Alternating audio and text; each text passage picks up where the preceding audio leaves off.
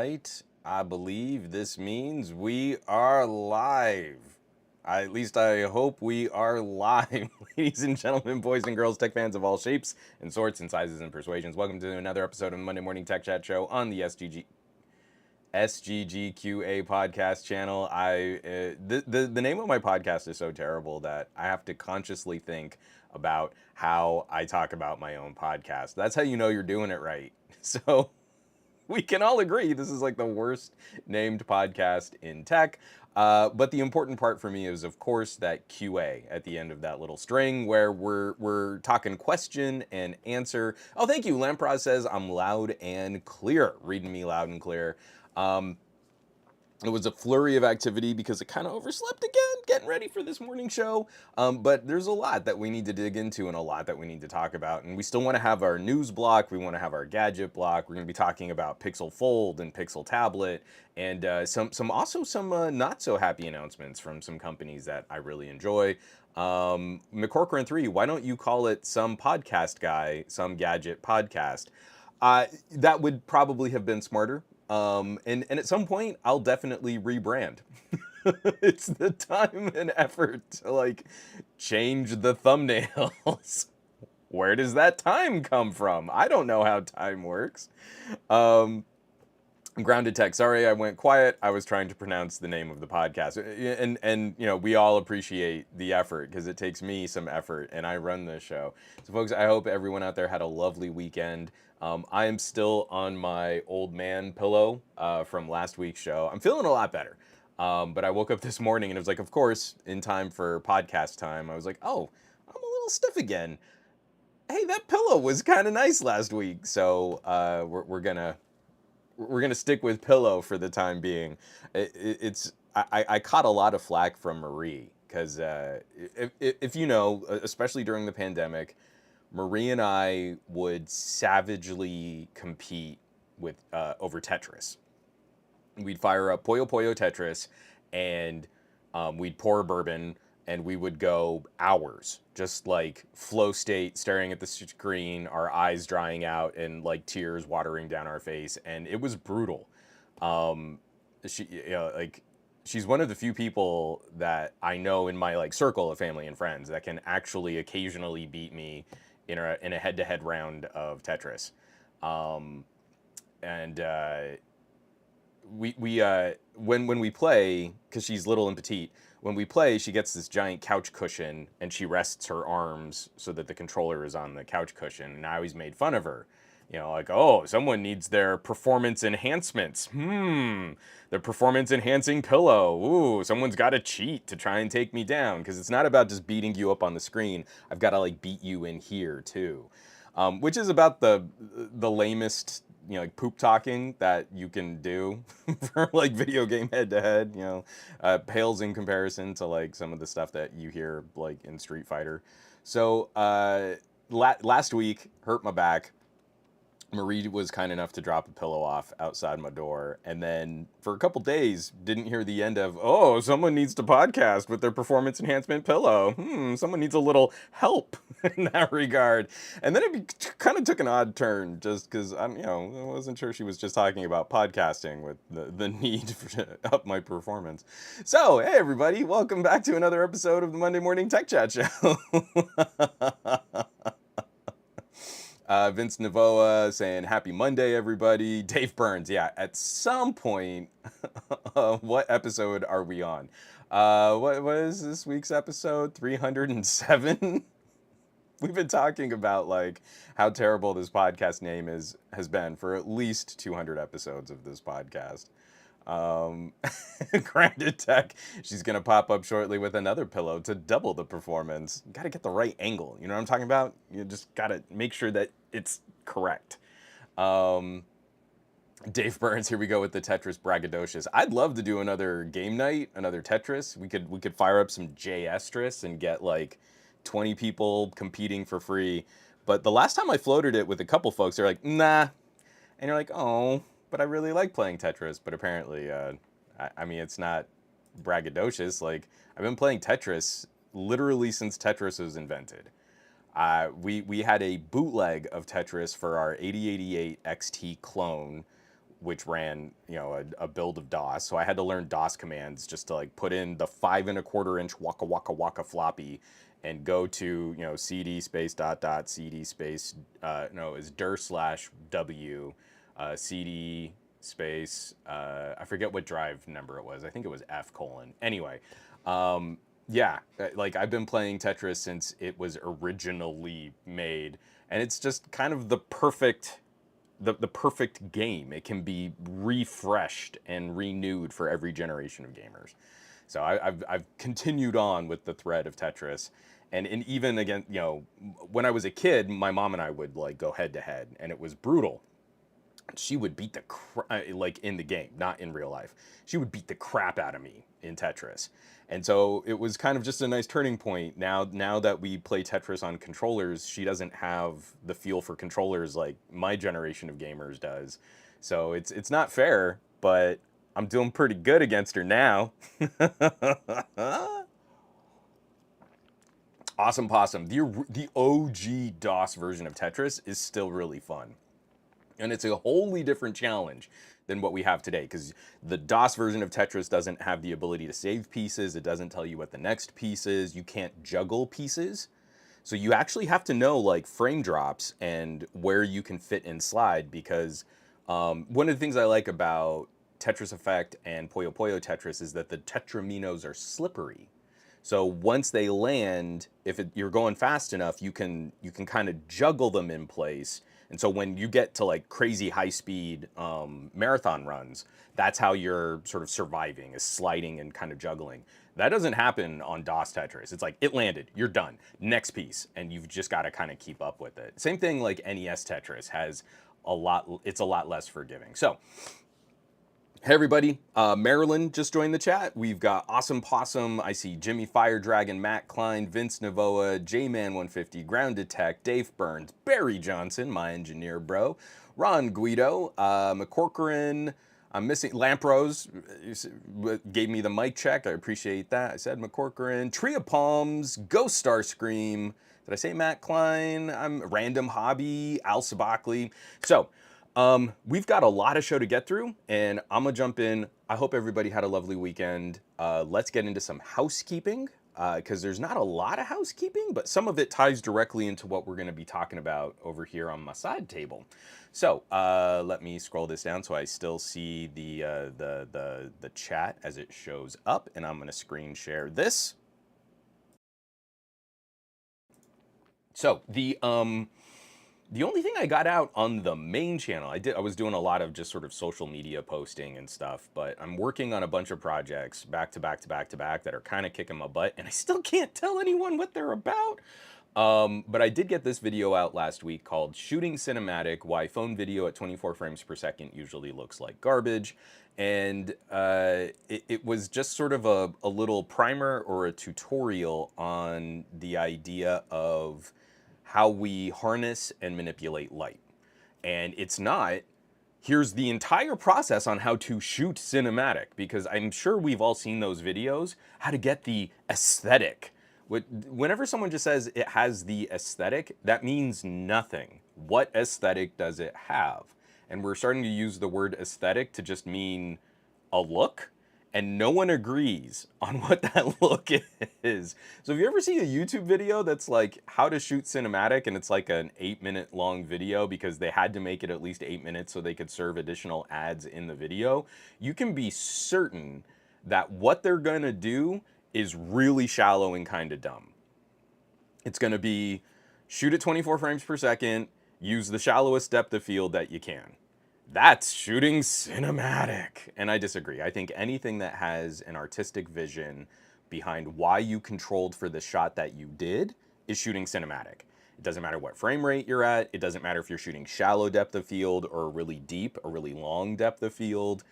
Look at old Westerns. Like, I love classic Western cinematography because they were doing everything they could to experiment with crazy aspect ratios and ultra wide displays. And they're shooting on such gorgeous landscapes, they want you to see how deep that landscape is. So that's a cinematic shot. That is bold, and it's inspired, and it's interesting. So This is one piece of the conversation, and it's literally just how do we maintain motion blur and bright light? So you can catch the video and you can get a little bit more of my philosophy on why everyone else on the internet is wrong but me. Oh, I accidentally just cut my mic out there. I was about to go on. You're like, why did I click that? I meant to go back into screen share. So I'm going to go back into screen share because the other thing that I was able to kind of work on and start the conversation on, going over to the Patreon, I I I was literally live typing my first impressions on the Pixel Fold, and like the second I got this thing out of the box, I felt very validated in some of the opinions that I've expressed before on previous products, like the Surface Duo. So I've got to write up on that. These are not my polished thoughts. Like this is a very stream of conscious kind of first impression write up on just using it for I don't know, maybe the first 40 minutes since getting it in the mail. So you can kind of read through that. But then over the weekend, and I published this pretty late Saturday night, the Pixel Fold and Pixel Tablet by the benchmarks. And this one was kind of important for me. So here's some of the frustration that I have as a tech reviewer is how many Pixel tablet reviews have you read through or you've watched where they're like, oh, the back plate is really interesting material. It's like a refined version of the Pixel 5 and it's so smooth. It's so smooth when you like split screen and it feels like a tablet. This is the first time Android has felt like a tablet. And then when you dock it on the little base station, it turns into a smart display. And that's like the full review. And they'll spend at least 8 minutes telling you all of that because then they can serve additional ads on their video. And you're like, there's so much more to a piece of computing technology than just, I didn't have any problems with running apps. Could you talk about the performance? I mean, like, this is kind of an expensive tablet for Android land, and Android is finally just getting back up to speed and giving us some nice tablet experiences. So I did my benchmark run. Pixel Fold and Pixel Tablet, they're both running the Tensor G2, and I know the Tensor G2 is a very controversial, there's controversy about the Tensor G2, especially for it being fabbed by Samsung. I love seeing techies like hold up. My favorite thing so far right now is like, it's like, oh, I took the Pixel Fold out into bright summer heat and the screen dimmed. Way to fail, Google. And like, those are exactly the techies that like kind of all bootlick Samsung and Apple because they're not telling people why. I mean, I feel frustrating that Google has partnered with Samsung for this generation of hardware as tightly as they have because the googly bits of this, the Pixel Fold that I'm holding up right now, are kind of awesome. The issues with the Pixel Fold come from Samsung. It's the Samsung stuff that impacts that. But where are we laying the blame? Sure, Google entered into this arrangement and entered into this product collaboration and gave Samsung a whole bunch of preferential treatment for smartwatches and for Android and for all that stuff. Totally get it. Google made their bed and now they need to lie in it. But I always think it's interesting that there's this reluctance to just finish that last step of the conversation. So Tensor G2 does some things really well. The googly parts of Tensor G2 are incredible. The Samsung-y parts of Tensor G2 are a little disappointing. So I don't remember when we did it, and I really did try to find it. I want to say it was a couple weeks ago, and someone here might actually remember. But during one of the Best of Our Week podcasts, TK and I were talking about our expectations for the Pixel tablet and the Pixel Fold, and I've got my Pixel 7 Pro over here too. So we've got 3 products all running the Tensor G2. We came up with a hypothesis.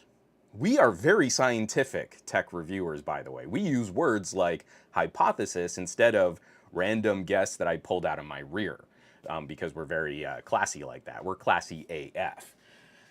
we came up with a hypothesis on performance based on the form factor of the device. And I don't think anyone here is going to be surprised that our guess was tablet, bigger battery, more surface area, probably the best performing of the bunch.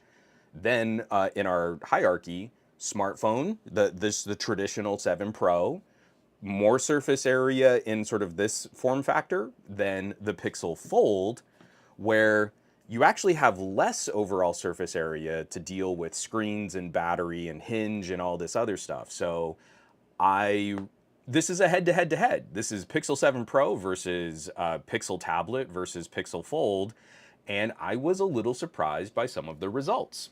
So I'll just tease it right there because it's on the Patreon and I don't want to give away the answer. And it's a lot of work benchmarking all of these real world apps. But we did video rendering, video compression, video trimming, audio podcast mixdown, RAR compression, of course some Geekbench scores just to give us a baseline on what Geekbench thinks this performance looks like. And again, I need to reiterate, Geekbench is so bad at predicting real-world app performance. If you look at a Geekbench score, these pixels should be garbage. I mean, for the price, they benchmark at a tier close to Qualcomm's new mid-range processors. And that's not how they perform when you really throw apps at them. So it's some heady stuff, but it was a nice surprise kind of digging into all the nuts and bolts and seeing how the scores actually lined up, and some of the things that I was absolutely correct about, and then some of the things that my guess was pretty far off. So it was a fun showdown. You can catch that currently on the Patreon. I'll just screen share this here one more time. Pixel Fold and Pixel Tablet by the benchmarks. It's time for a Tensor 2 showdown. This data will eventually make its way into the videos that I'm going to produce for the Pixel Fold and the Pixel Tablet, but of course, patrons get first crack at the actual data. No one watches these videos or reads these articles when I print them up on some gadgetguy.com or when I actually produce a video, sort of Gamers Nexus style. Techies don't seem to care about this. They seem to think like, oh, but I have this chip and it's the bestest because the N22 score, and then that's it. And they don't care about how it actually performs. They just want to see the big N22 number. I like to whip out my specs and do some specs measuring, and that's it. So if you actually care, because every phone performs a little different. In every generation, we see certain improvements and certain drawbacks, especially over the last couple of years with thermals. And then in that generation, every phone seems to have different strengths and weaknesses. So if you actually care about a gaming phone or a video production phone or a photo editing phone or an audio podcasting phone, I still haven't found a great test for document work. If someone wants to try and hit me to maybe some Excel spreadsheet tests that I can run, that would be great. But yeah, it's a ton of work collating all this data. So I put it up first for the patrons, and then eventually you'll get to see it publicly on the main channel. I'm gonna drink some coffee here real quick because we're done with housekeeping. Wow, wow. Hold on one sec.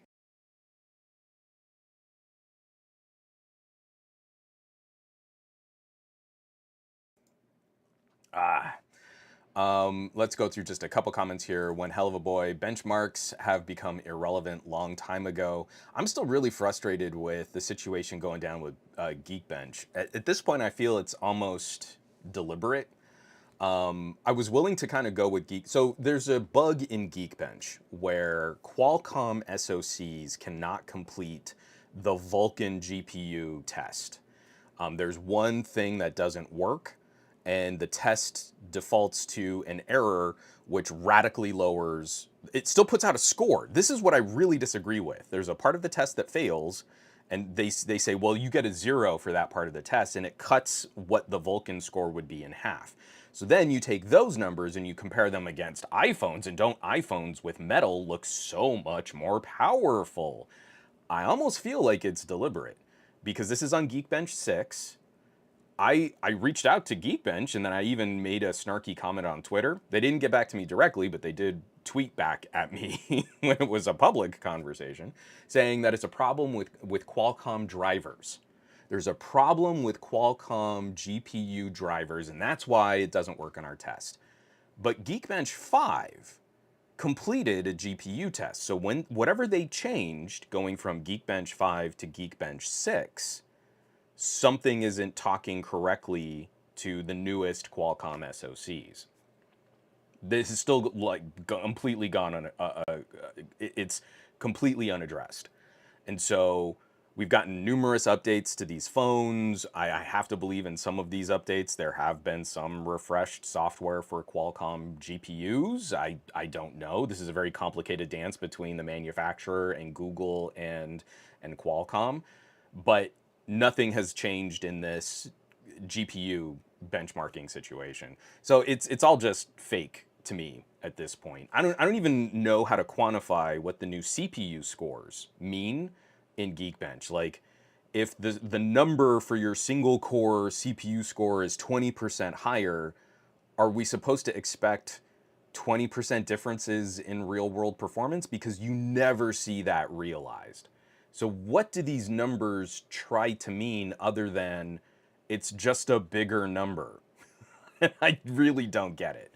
And they don't even really seem comparable against different devices. Like for a while, I kind of felt a little more comfortable saying like a Windows laptop got this score from Geekbench and an Android tablet got this score from Geekbench. And you can kind of see some correlating info where you run one specific task, one specific task and it kind of lines up with some of that benchmarking data. Now it just seems all pointless. It's just silly. From Ghost Starscream, I love it. But Juan, I don't get why the Fold has the same chipset as the 7A for the $1,800 US price tag. Some techie that I've seen complaining about the Fold. Because you know what's funny is like we don't seem to be bothered. See, like that's a good thing for the Pixel 7A. And every time we add a hinge to a product, it radically increases the price above the combination of a phone and tablet together. And techies are really bad about this. I've been complaining about this since I was at Pocket Now, is that all of the comments that we get from the very casual YouTube audience are like, if it's not an Apple, it should have been cheaper and do more and be better and seamlessly fit my imagination of a product, and then it would be worth it. And you're like, that product doesn't exist and you wouldn't buy it anyway.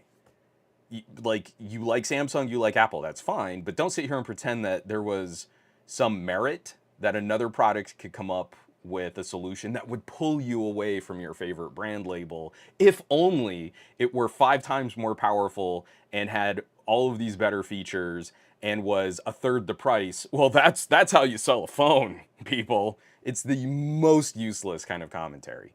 So in Apple land, they don't make a whole bunch of different Apple processors. They use older processors for some products, and then they flagship new processors on new products. And we all kind of accept there's one line of A series SoCs. And Google is starting that off. So Tensor 2 is going into the 7A and it's going into the Pixel Fold because it took them a long time to make the Pixel Fold. And we'll see that cycle kind of keep going. But you're not paying for a Tensor 2. You're paying for a Tensor 2 in a very specific shell.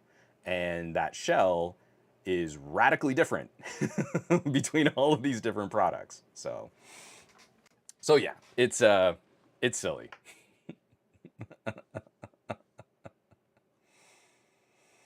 Why don't we? So yeah, that was housekeeping. Housekeeping, of course, went longer than I really meant it to. Why don't we knock out some news and we can baseball super. Oh boy, it's SGG Juan. Why don't we knock out some news, and because I really want to save like a good solid chunk at the end of the podcast to talk about the Pixel Fold and the Pixel Tablet, because I have thoughts, and we can kind of hit that. So everything that we're going to be talking about this week, all of the links for all of the articles, all of the housekeeping, everything's going to be available on this week's show notes on somegadgetguy.com. And of course, whenever there is some politics, some tech politics to cover, we're going to start off with a quick glimpse at what's going down with the FCC. So this is written up by John Brodkin over at Ars Technica, my biggest man crush on tech political commentary. Biden FCC nominee advances to Senate floor despite Ted Cruz's protests. Committee approves Democrat Ana Gomez sending nomination to full Senate. I'd like people to kind of read up John's article here because he's done it again. He's very good at breaking down the history of what has led to this point. So right now, our FCC is still in deadlock. I want y'all to think back to the beginning of the Trump administration, where Tom Wheeler stepped down and Ajit Pai was shoved into position as the head of the FCC, and then that meant another chair had to be added. So there was another nominee, and that process was accomplished very quickly. This is our second nominee to fill a vacancy at the FCC. It's a commission of 5 commissioners, and it's been in a 2 versus 2 deadlock the entire Biden presidency. And the first was eminently qualified. Gigi Sohn would have been an incredible FCC chair. That woman, that woman was special counsel under Tom Wheeler and is better versed on the entire landscape of the legal ramifications of how we work with ISPs than any other person on the planet, IMO. They stonewalled Gigi Sohn, and now, again, we had Ted Cruz here fighting Ana Gomez. It is never a process. The conservatives are never earnest participants. It is always stonewall and delay and block and make the opposition look ineffective. And to a point now, the Biden administration is ineffective. We lost out on the better. I mean, Ana Gomez looks like she's going to be completely qualified for this position, but I have such huge respect for Gigi Sohn and how she was stonewalled and her character was questioned, and how she was fought for this position by the conservatives was utterly disgusting. And so now we're going through this process again. And I wonder, once she goes to the Senate, are we finally going to have an undeadlocked FCC? Because it doesn't seem to benefit the conservatives. My guess is no, they're going to try every dirty trick in the book to try and block this appointment also. This is what hurts our government's ability to do things that will eventually benefit consumers and benefit businesses. And once we have a stable landscape, businesses don't like instability and unsurety. So when it's net neutrality is a policy, and then it's gutted, and then it's back, and then the states are coming up with their own net neutrality policy because the federal government can't figure out net neutrality. And now we got to talk about broadband distribution and how you make your coverage maps and how we distribute funds for rolling out broadband to underserved communities. That's actually really bad for business, having an FCC in deadlock. But it works for the conservatives. So kind of kills me. This is a very frustrating process. Please check out the Ars Technica article. We have to keep up with this stuff because every single time we let up a little bit, we lose massive, massive protections. We kind of let off the steam a little bit in sort of the transition into the Trump presidency. We lost net neutrality. That was a 10-year battle to get net neutrality, and a very toothless, a very reactionary kind of consumer protection for net neutrality violations. That was undone in a year. That's what we lose every single time we slip just a little bit.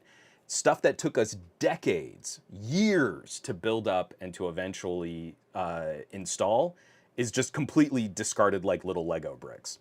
So I hope that we'll see some kind of completion to this process before it's time for the next election cycle, because I have no idea how the Democrats are going to perform. I'm not very confident. The current state of gerrymandering districts and dealing with individuals like DeSantis, and Biden is just such an old school politician. He's not very inspiring. This could get real messy, and if we care about our tech, these are the kinds of things that we really need to pay attention to, so that we don't keep losing the stuff that we say we care about. I'm gonna drink some more coffee here.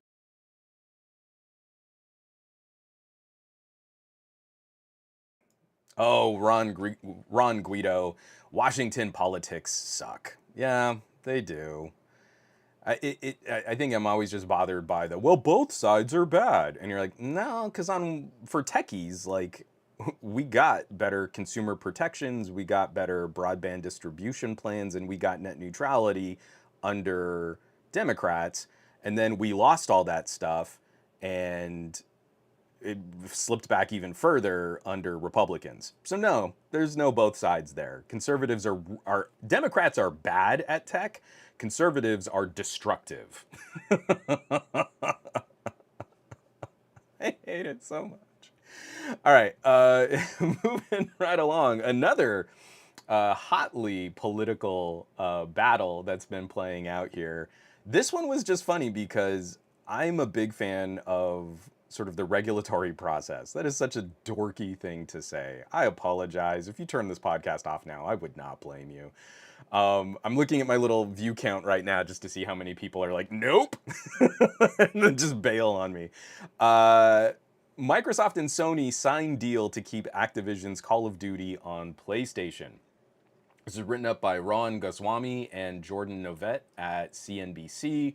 Sony signed a binding 10-year deal with Microsoft to keep the best-selling Call of Duty series on PlayStation. The deal ameliorates some concerns that Microsoft would use its power in the gaming market to cement dominance after the close of its Activision Blizzard acquisition.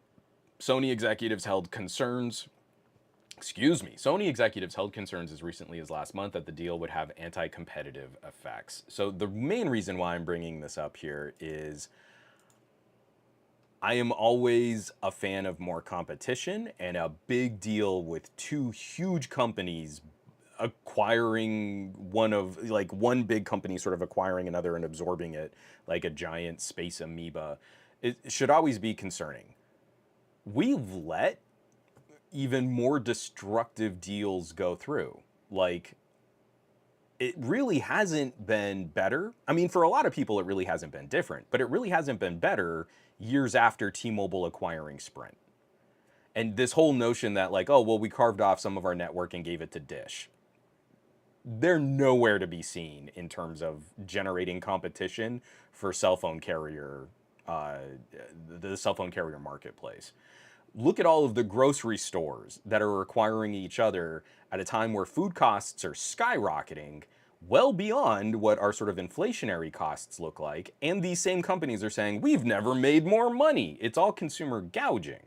This isn't just natural inflation. This is gouging consumers to pad your profits so that your shareholders are happy. And if I were a shareholder of all of those companies, I would absolutely be looking at, when does the grocery market bubble burst?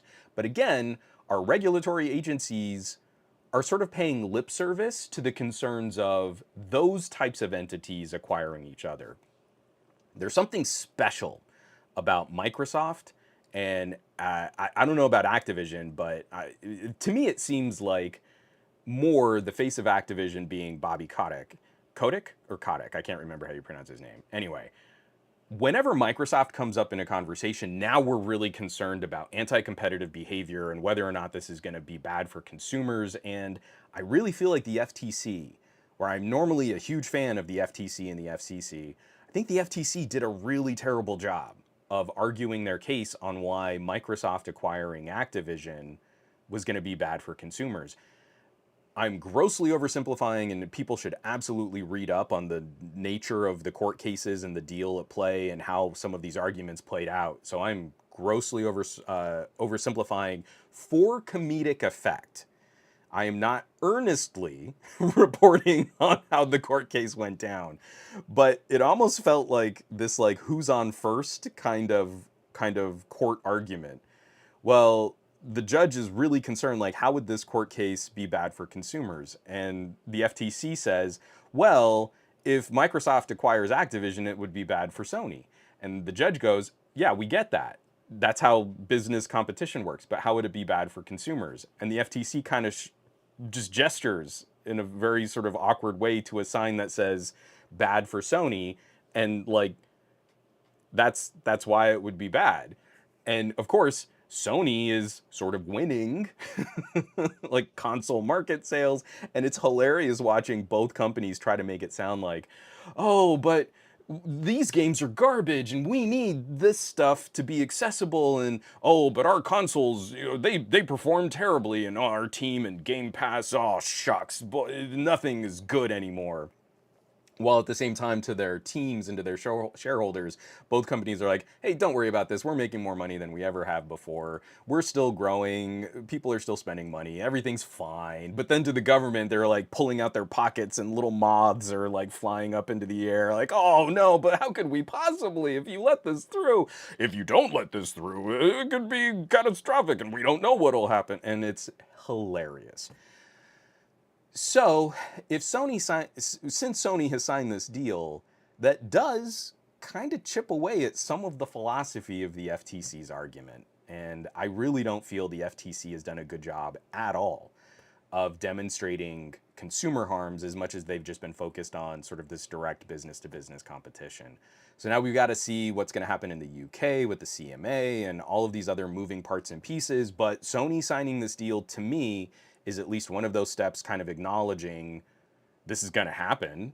So you might as well get on board and make sure that PlayStation owners are covered for the popularity of a franchise like Call of Duty. So yeah, now would be a good time for all of us techies to start sending some messages to our local officials and local politicians, and then to maybe some of these regulators to say, hey, we totally appreciate the concerns of like, what is this, a $75 billion deal and two massive tech conglomerates, but maybe it would be better for you to spend some more time on grocery stores. Maybe it would be a little bit better for you to look at broadband distribution or unfair, anti-competitive, and monopolistic business practices from ISPs and cell phone carriers. I just mean, if you're worried about like the consumer harm, because that's like how much money we spend on gaming. Sure, we absolutely need to be precious about consumer entertainment dollars. But right now, we're facing rising food instability. Food banks are empty. People who are doing okay are not charitably donating to food banks, and food banks are running lean from all the people that genuinely need to utilize those services. As much as I like to contribute to things like veterans initiatives, Marie and I are talking about what little money we can set aside for charitable donations to go to the LA Food Bank this year. Especially getting through the summer and getting close to Thanksgiving, that's always kind of a precious time for me to make sure that people can eat. But one of the reasons why is because food costs are skyrocketing, and we don't need to keep talking about this on a tech podcast, but boy howdy, is this lopsided. What really affects people day to day is not Microsoft Activision, but are we gonna go hungry tonight? So that's the kind of economy we're dealing with right now. The billionaire's gonna billionaire. But what about cell phone coverage? What about broadband coverage? What about any other thing that really impacts us day to day? Let me take another drink of coffee and we can kind of get off this topic right here, because we've got some social media shenanigans to cover too.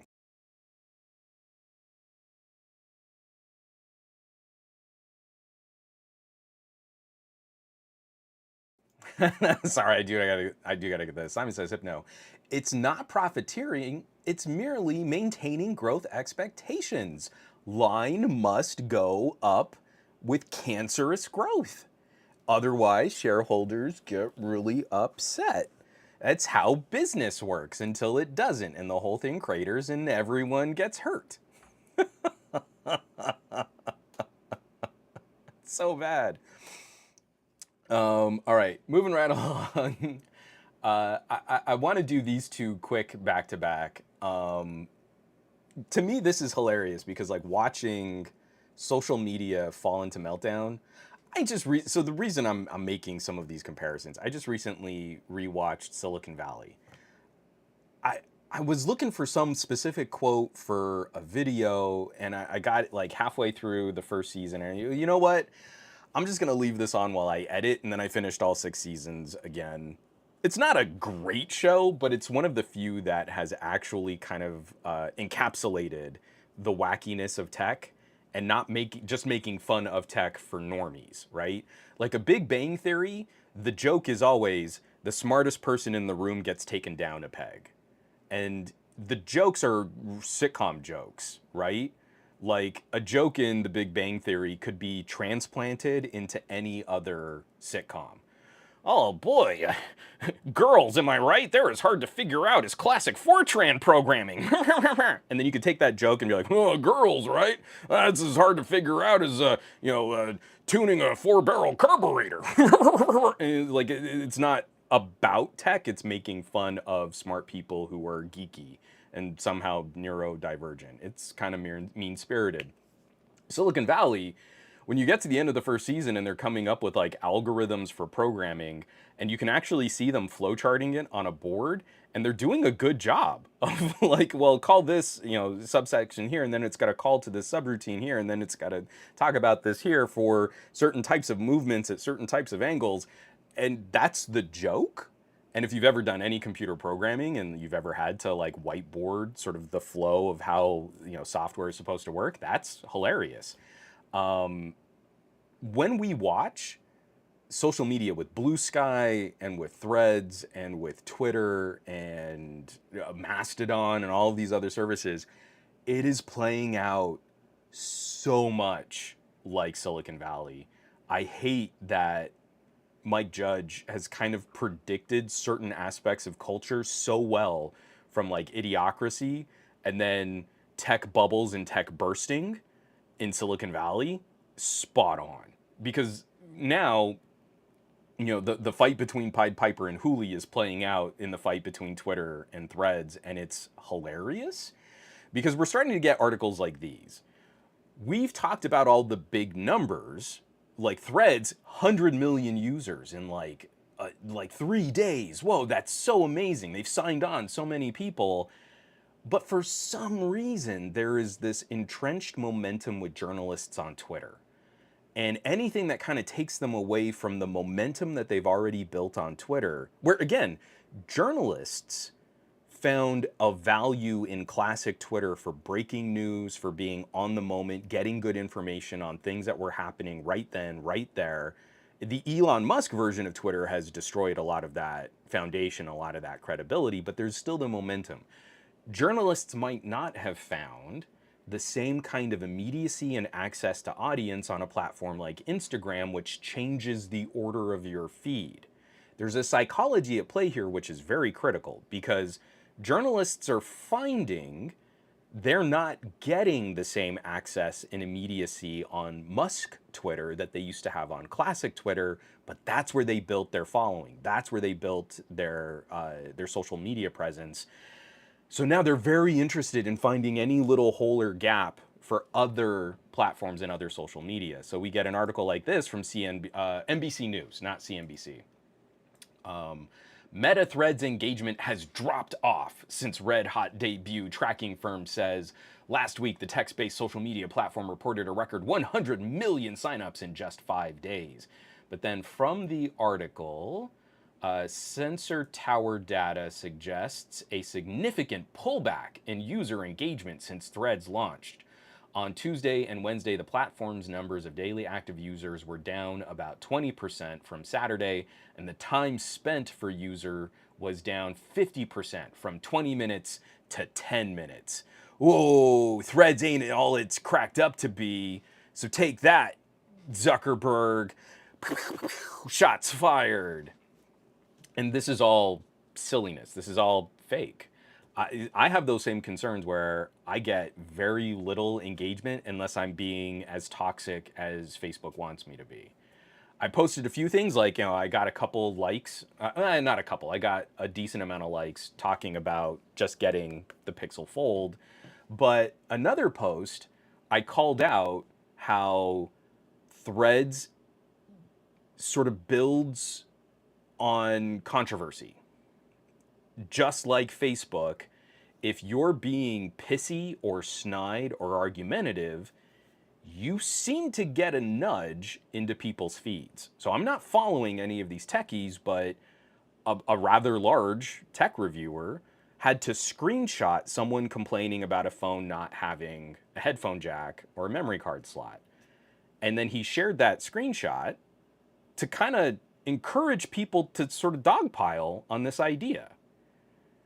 And it's a whole bunch of other techies patting themselves on the back for making fun of people who still want those features. And I know people say that I'm the Samsung hating arsehole of tech reviews, but since the Xperia 1 Mark II anyway, I mean, it's Xperia 5 Mark II, where I called out a specific reviewer for what I felt was a total hatchet job on that phone review. I haven't tried to dogpile someone specifically with my followers. And it's that kind of thing, like, I'm not following any of these people, and this is what Threads is putting this conversation up hours after it happened. So it's not timely for me, and it's only going to serve to kind of gin up an argument or a fight or a debate.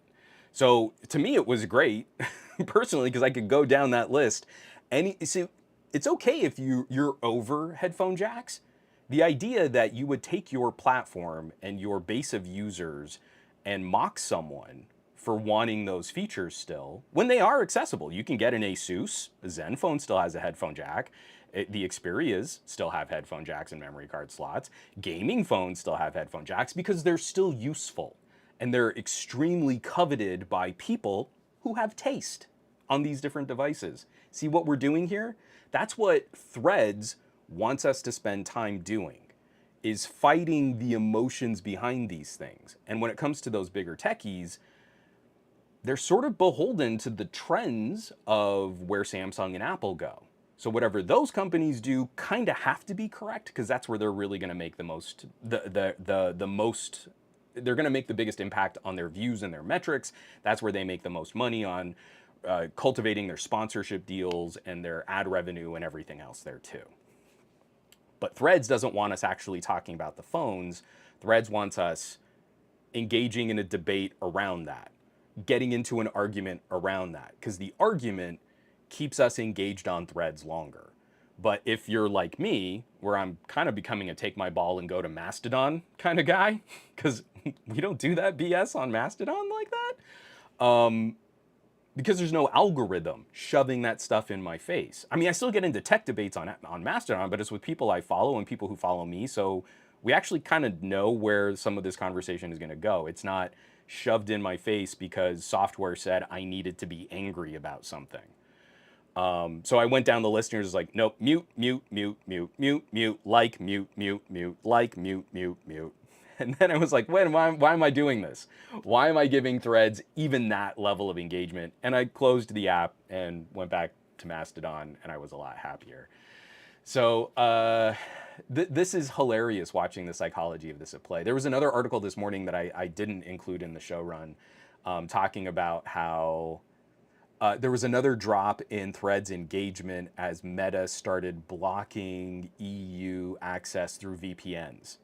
Like, oh, see, like they're not going to be able to make it in the EU. Look what they have to do and all the laws. And they're like, yeah, it's Facebook. Facebook is going to suck. Meta sucks. But what we're looking at is there are consumers, there are people, social media users out there who are trying to do something because they don't like what's happening on Twitter. And that's the story. And if journalists really want to get involved on that stuff, it's not which billionaire wins. My billionaire is better than your billionaire. It's to really look at what are these consumer behaviors reflecting. What are these they're trying to do something, and that's the story. And if you have a journalistic platform, or you have an audience, or you've built some momentum, or your voice is credible in this space, that's where we can start talking about where else we need to go. I got into a conversation with someone on Mastodon who was really upset. Like, he's putting out shorts, he's putting out videos. I think he has something like 600 subscribers on YouTube. And for every video, he's getting really into the metrics on every video. And boy, howdy, is that not healthy.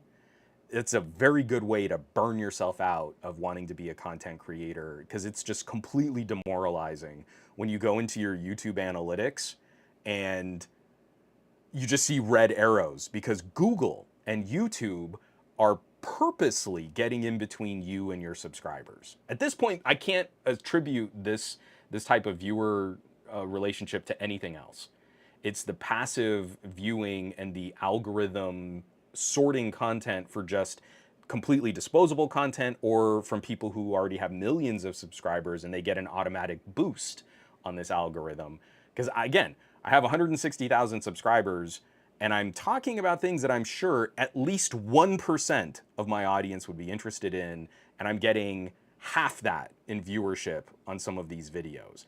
I know for a fact that Google is not sending this stuff out here. So anyway, I was in this conversation with this guy, and he's like, yeah, but I got like 24,000 views on a TikTok, and I got like 5 on my YouTube short, and it's the same content, and what's going on? And we had this kind of frustrated but commiserating exchange on Mastodon. And I was at least able to get to the end of that conversation and say, like, oh no, the reason that was making him so upset was that, you know, like, well, I don't have anywhere to go where an algorithm isn't gonna stand on my neck. I don't have anywhere to go to promote my content where, you know, it's only going to get promoted if I'm already popular. And it was lovely being able to get to the end of that exchange and say, hey, like, the only reason I'm following your channel, the only reason I was subscribed is because I saw something that you posted here on Mastodon. I found you here on Mastodon. So you got at least one subscriber out of that. So if you want to build a social media presence where algorithms don't control who gets to see your stuff, there's only one game in town. There's only one place you can go. That's old social media that doesn't gatekeep your content for you. Because it's certainly not Twitter anymore. Hold on, let me pull this up. Because Elon Musk says that Twitter's ad revenue is down 50% and cash flow is negative. This is written up by Ramisha Maroof, which I am almost positive I have mispronounced your name, and I apologize, over on CNN Business. Oh, do they not have the tweet linked here? I don't want to pull up the actual tweet because then I'll give it a click. But it was hilarious that for all of Elon Musk's big claims about, and advertisers are coming back, and now we're going to do revenue share. We're selecting special tweeters, special Twitter accounts, and those Twitter accounts are going to get a cut of the ad revenue. And you go through and, man, are there a lot of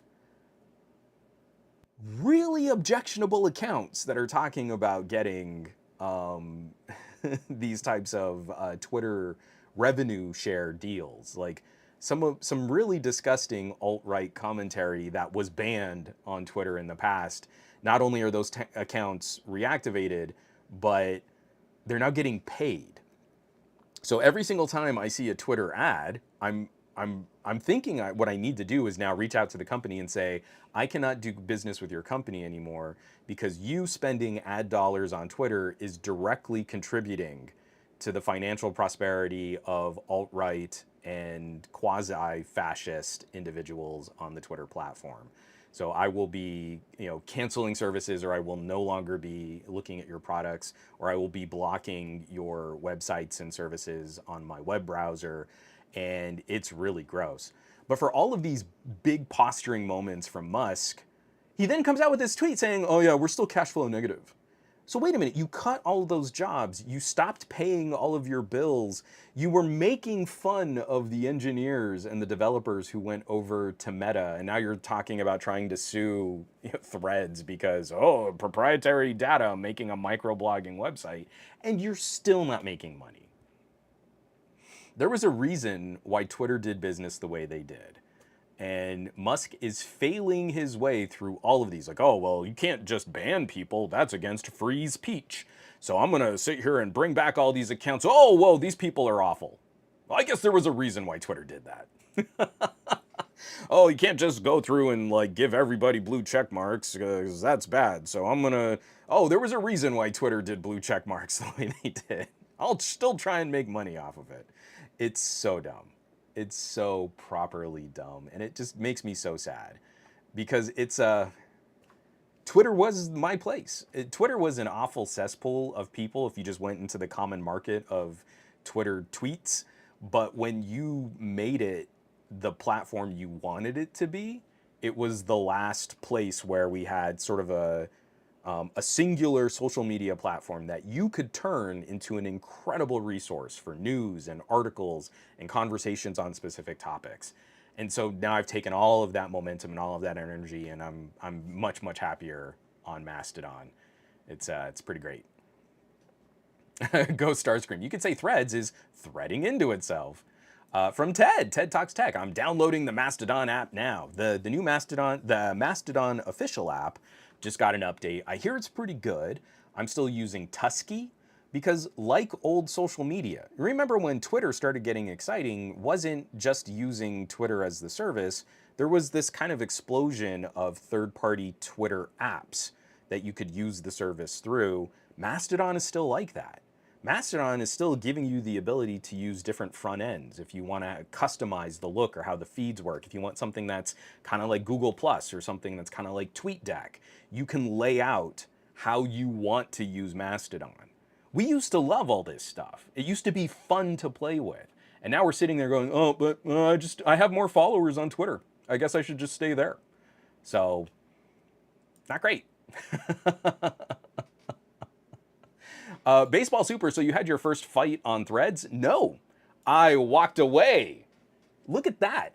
One, the insufferable tech jerk, the Samsung and Apple haterade. I saw this stupid thread emerging on Threads, and instead of mixing it up, I said, I'm muting you all, and then I closed the app. And I'm giving myself just the tiniest of little back pats for doing that and for sort of maintaining my own mental health, and then for putting that energy. I'm living what I'm preaching. I'm putting that energy into a platform that I actually believe is capable of delivering more healthy interactions with people. Every single time you see a terrible clickbait article or a bad faith tech video, if you try to shame that producer or that writer, all you're doing is enriching them. You're giving them attention, you're promoting their content, you're getting them interactions and comments and thumbs downs and views. Every single time you play into that, every single time you rise to the fight, you're validating the business of bad faith tech takes. The only winning move is to starve them of attention. You cannot shame that behavior away because calling attention to it profits that behavior. And same goes true for social media platforms. There is no winning by pointing out to Elon Musk how bad his policies are on Twitter, because then you're using Twitter and you're validating the business practice of making Twitter awful, and that will make Musk more money. There is no validating the toxic algorithm on Facebook products by arguing on Facebook products, because then that just encourages the algorithm to give you more toxicity because you're giving it more engagement. The only winning move is every single time you see some BS, leave. Starve it of attention. Starve the platform of engagement. That's the only thing that matters now is time on site. Did you give them more time on site? Did you encourage other people to give them more time on site? Then they won. If you walk away and you go somewhere else, you are voting with your time. You're voting with your attention. You're voting with your dollars. You're voting with your eyeballs. It's the only winning move. It's the only way to make it through. And especially for someone like me who is way too deep into different social media platforms, and I should really take like a hiatus, like a hard break. The only thing kind of keeping me sane right now is the fact that there is at least the potential of a federated success. Like Mastodon numbers are up significantly since Twitter started melting down, and it really has been lovely seeing just the influx of new users, some of the new content that's going up. I know that my involvement on my Twitter, I mean, my Mastodon instance is not directly fueling Nazis. Like, okay, that's good. I'm not enriching the lives of people that I think are reprehensible by looking at ads, because there are no ads on my Mastodon instance. I have much better features for things like, incorporating rich media, having longer posts. You can have up to 1,000 characters. You can edit. You don't have to pay to edit a post if you make a typo or a mistake. Like, there is no win on Threads, Blue Sky, or Twitter over the actual usage of Mastodon. If you really care about those interactions, like, none of them deliver what Mastodon does. And if it's just, I want more likes and I want to have a bigger number of followers, and you don't really care about the actual human to human interactions, then I would say go Threads. Blue Sky has been completely ineffective in generating interest or engagement with Threads up and running. But if you just need the hype beast Instagram numbers, then yeah, Threads is going to win. But if you really want to have fun, engaging conversations, discussions, find a community, really build something, then it's Mastodon. And it's not close. Sorry. Let me get another drink of coffee. I didn't mean to go that deep. We're done with the news block, and we've got a couple tech stories here that are kind of bummers, and then we can spend the whole rest of the time talking about more fun things like Pixel Fold and Pixel Tablet. I did go heavier on that than I meant to. I'm sorry. I'm sorry. I couldn't help it. I'm gonna drink some coffee.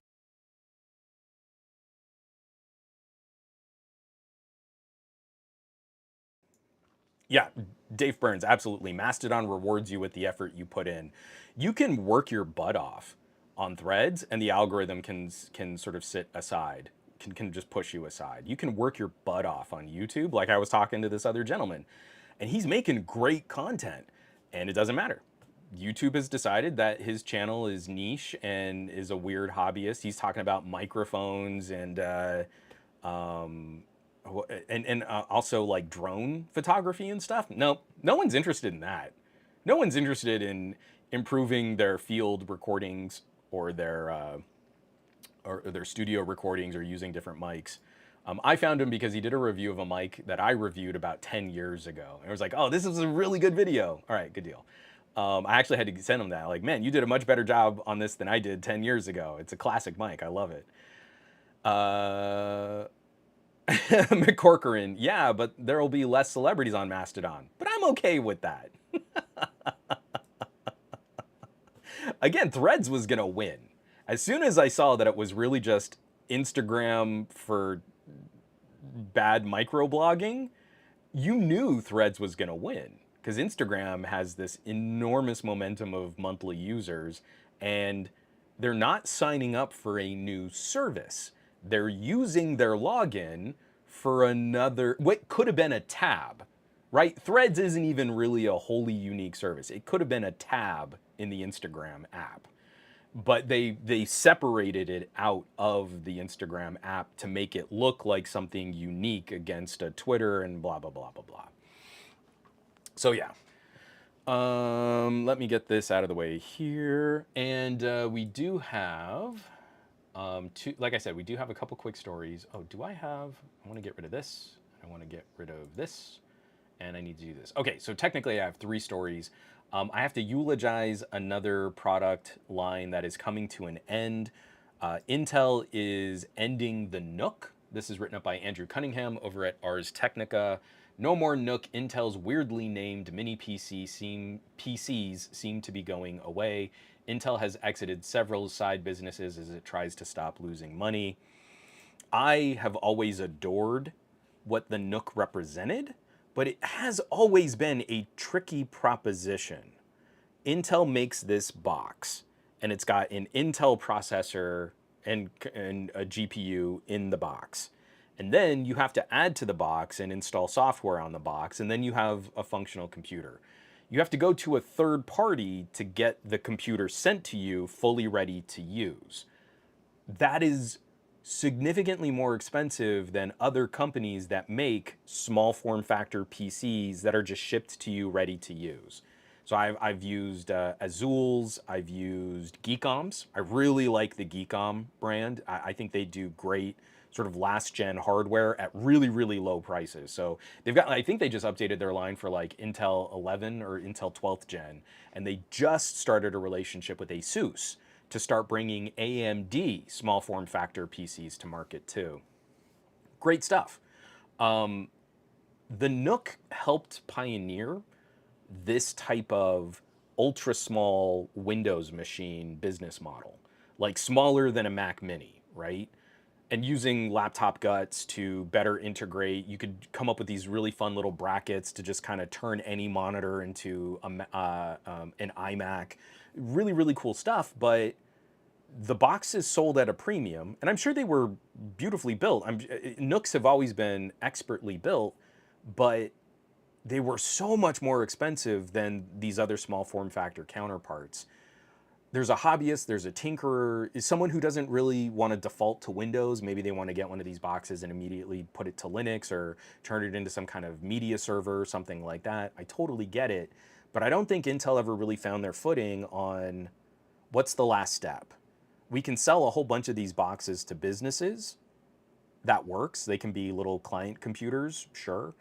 But you still need to have some kind of consumer awareness of the brand. And unfortunately, they just kind of became this thing where you were probably going to install Windows on it. If I'm going to install Windows on it for the same price, I could go down a generation on core processors. I can go from 9th gen to 8th gen, and the box is going to cost me half of what the Nook is going to cost once I add RAM, add storage, and install an operating system. So I'm really sad to see it go. My main PC behind, my main thing behind my living room TV is the Intel Nook 9 Extreme. I ripped it out of the terrible Intel case because that was the one where you could install a GPU. The Intel case was terrible for airflow, and it nuked, the Nook nuked its own power supply. So I put it in a Cooler Master case, and it's been incredible.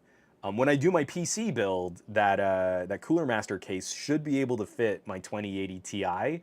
So I'm gonna have a 2080 Ti behind my TV, hopefully next year, which is just silly overkill. Like it's completely unnecessary, and I want to do it so bad.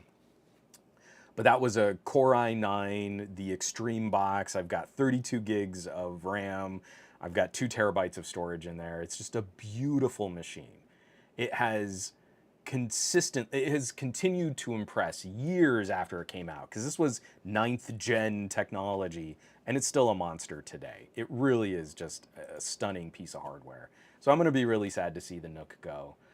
Likewise, I'm also really troubled by this story. This is another Ars Technica that I saw it first on Ars Technica, so I'm crediting them with the link here.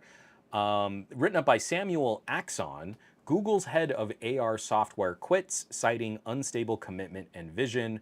Departure follows layoffs, project cancellations, and other chaos. So I also hope you'll take a read through that. Google is canceling their Project Iris, and I am gutted. I am incredibly upset that they are walking away from the idea of simple glasses heads-up displays. They had a project for more glasses things, which we saw on one of the Google I/Os. I don't think it was the last Google I/O, was it? Where they had Marie Kondo with these glasses that gave her real-time translation, sort of speech to text, using all of the fancy AR and AI technologies. And after they bought out Focals, after they bought out North, who made the Focals by North, I was really hoping to see Google bring a new idea of Google Glass to market. I think we're missing a critical step by not building a heads-up display for consumers. We're trying to go directly to AR. Not going to work. I do not believe in a future where we're wearing ski goggles all the time. And if that's our future, then we have failed hard as techies. That is not the future I want for my kids. But if we're talking about augmented reality, I think having the simple step of just getting information up at eye level is the next step for consumers. If we're going to teach generations, the future generations, of how to compute on the go, we need to start like just simply how do we get this information up to the eyeball, and that's where a heads-up display is eminently more valuable for our current metaphor of notifications and mobile computing. So I'm gutted, and I'm also incredibly anxious that Google's play is let's streamline all these divisions, let's get rid of our prospects on hardware, and then our top talent for creating AR software is also leaving the company. So that makes me very anxious. There is, I think, so I've been talking a lot about portable displays. So you have X-Real and you have Rokid and you have TCL. And they make basically glasses that give you a giant TV in your field of view. I think the only company who might be working on a potentially consumer-facing heads-up display is Vuzix now.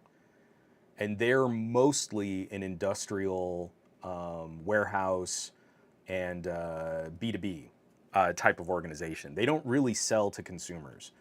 I don't know. Is there anyone else out there who actually has not just Kickstarter projects, but I mean like an established business that has a track record of projects, of products out? I don't think anyone else is trying a simple heads-up display.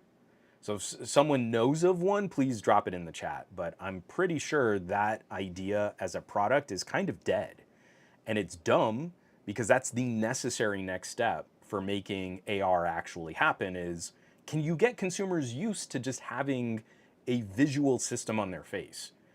Because if you just go to VR and mixed reality headsets, it's probably not going to do it. VR has not exploded. Mixed reality has not exploded in consumer interest.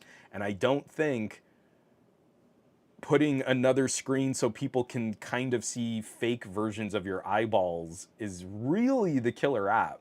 Oh, I know what's wrong, is that people can't see your eyes through a mixed reality headset. And you're like, yeah, but we have these regular glasses that can be a heads-up display. No, no one wants something that simple. Consumers don't like simple things. Average consumers want $3,500 ski goggles. That's what they want.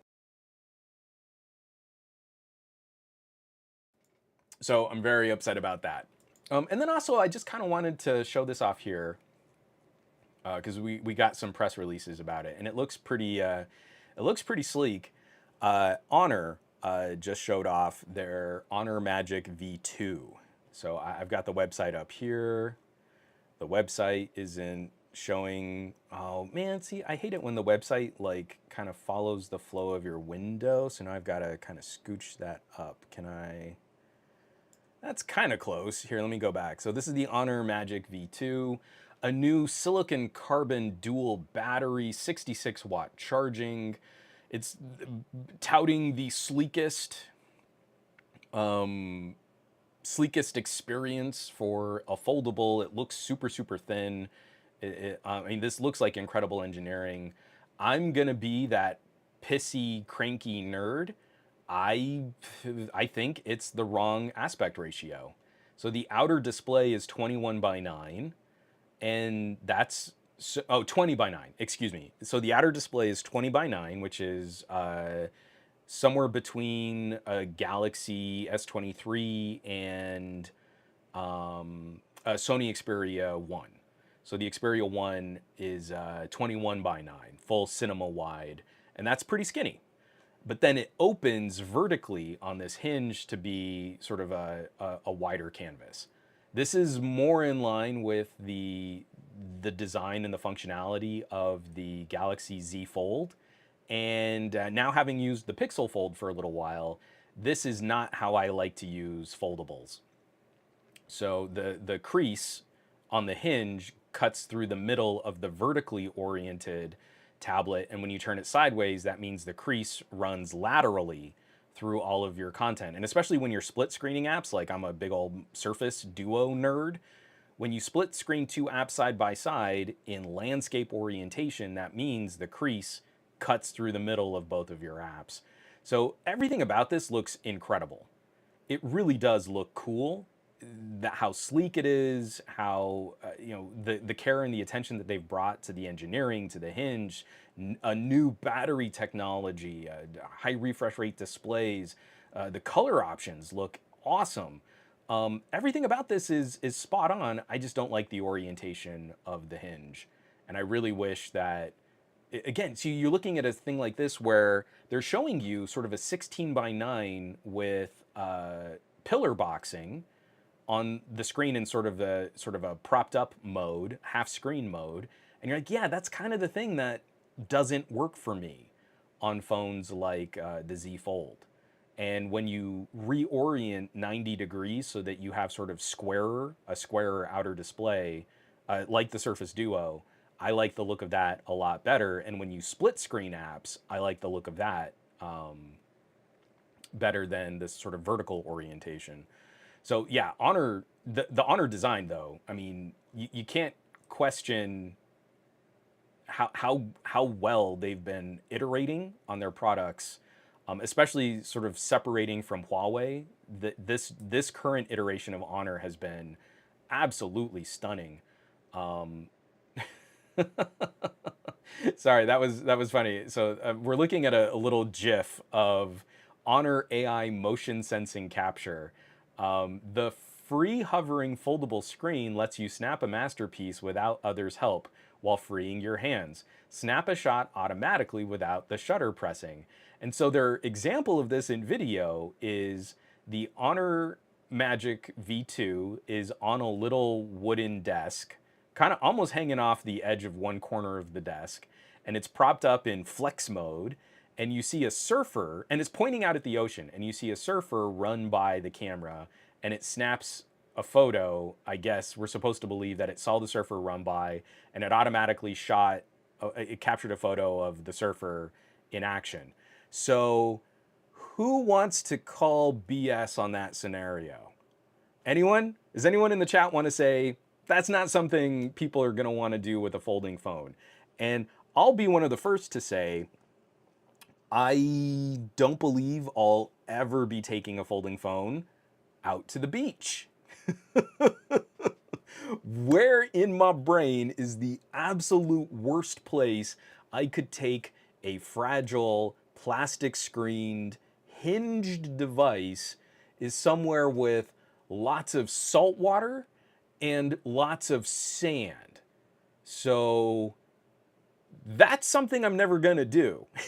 Is take my Honor Magic V2 out to the beach, prop it up, tell it to shoot a photo on movement, leave it on some table out in the middle of the sand and surf, and then run by it while ocean water is kind of splashing up all around us.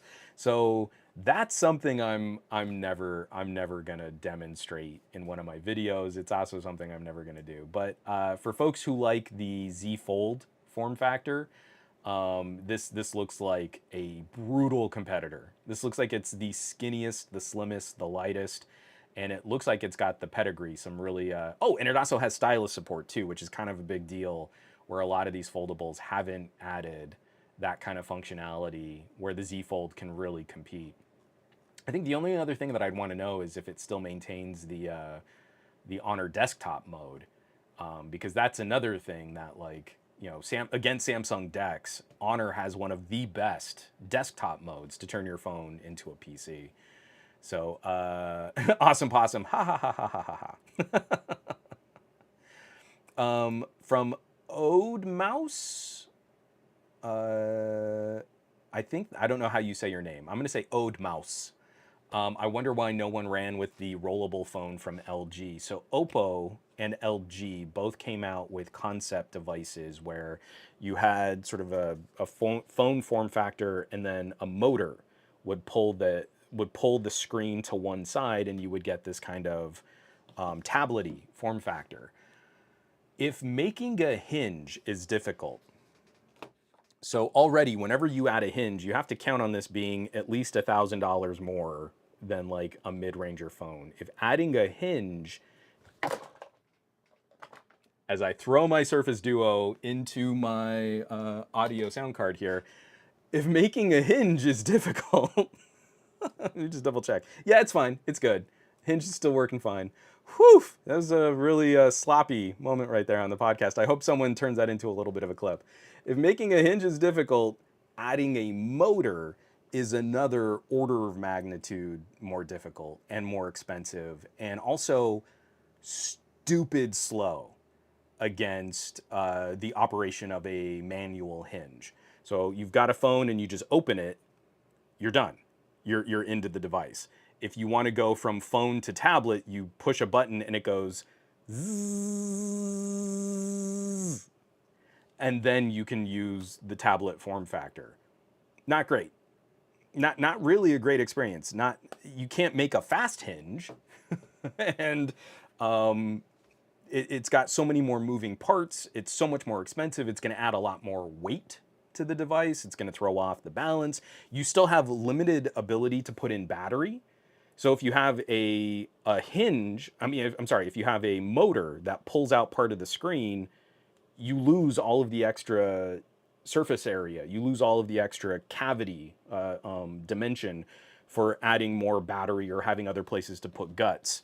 So even though most of the compute stuff and heat on the Fold is kind of centered around this half of this one panel, you have the whole other panel where you can put other things and other guts. So you actually have that area on the Pixel Fold to put stuff. I don't think rollables are going to be a viable concept until we can solve a number of other issues in manufacturing and in improving those kinds of experiences. From Marath Sathi, I've seen folks read their ebooks with e-reader in outdoor and beach-like settings. So maybe for that market, that enjoy outdoor reading or photography. But why is an e-reader different? Do e-readers have hinges? What kind of panel is on an e-reader? Again, especially if we're talking like Kindle Paperwhite, you don't have a screen like an OLED or an LCD. You have a more passive display that is sunlight reflective, and the display gets better to read in direct light, not harder to read in direct light. It's a very passive display, so battery life is phenomenally better on a passive e-ink or e-paper or digital paper display. So no moving parts for sand to get into the gears. Even if the outer screen is plastic, because I think there are some e-readers that cheap out and use a plastic cover on the e-ink, you don't fold sand into that plastic display, so it's less likely to scratch or puncture the plastic display that closes, and it's much more expensive. I can't think of any, to me, there's no corollary. Like, I would be fine taking a Kindle out to the beach, and I would never take a foldable, my Duo, this Pixel Fold, any of the other, whenever I do test drive a Z Fold, I'm not going to take it down to the beach. There's just so much less going on with an e-reader than with a foldable. That to me seems perfectly safe. It's just, yeah, it's great. Oh, I don't know how to pronounce that still, but Odemaus from Spartacus. Okay, cool. I mean, I also like Ode Mouse, like you're saying you're an old mouse, but with a wacky German accent. that doesn't work at all. Sorry. Oh, sorry. I just saw Raj's comment. So anyway, we're now getting to the last half hour of the show. I'm going to finish up my coffee here, switch over to water, and who wants to talk about Pixel Fold and what kinds of questions or things that you would want to know about someone using a Pixel Fold for a whole weekend? So now I'm ready to do my first impressions, my unboxing, my setup video, my comparisons with all the other foldables, my full review, my long-term review, my is it worth it video, what Google got wrong, and I can also produce my after the buzz, because the peak of the Pixel Fold search is already starting to crest. So we can do after the buzz and a long-term review and the durability test. So I've had it for over 48 hours. So we can do all of that now, because that's how tech reviewing works.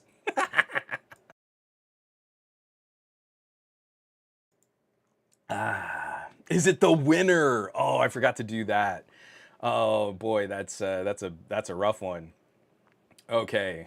Simon says Hypno. 3 days later, I was wrong about the Pixel Fold. Um,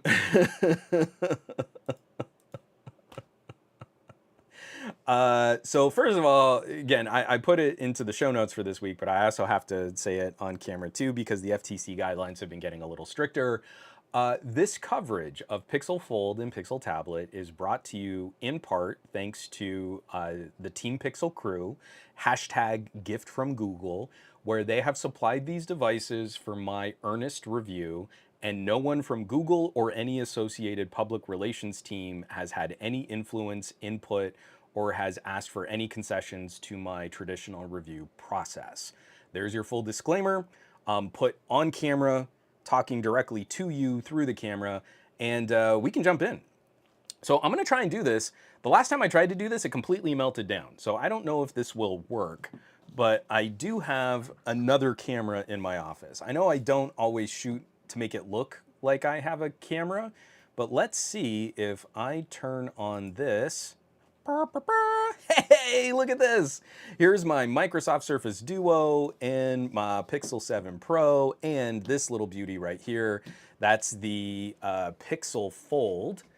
Al Sabachley, I need a Pixel Fold versus iPhone SE.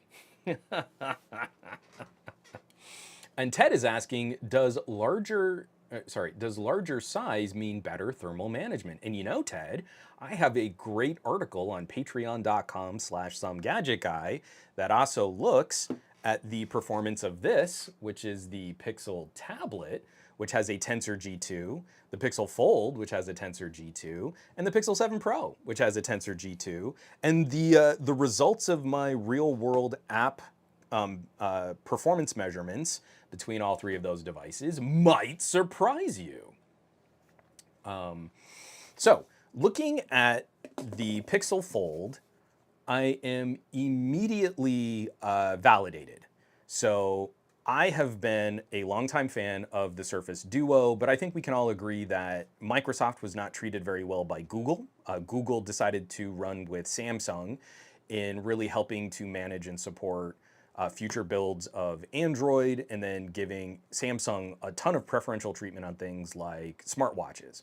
But for what Microsoft has brought to the table, even though I flung this Surface Duo onto my desk just a couple minutes ago, they got so much tablet-y stuff right.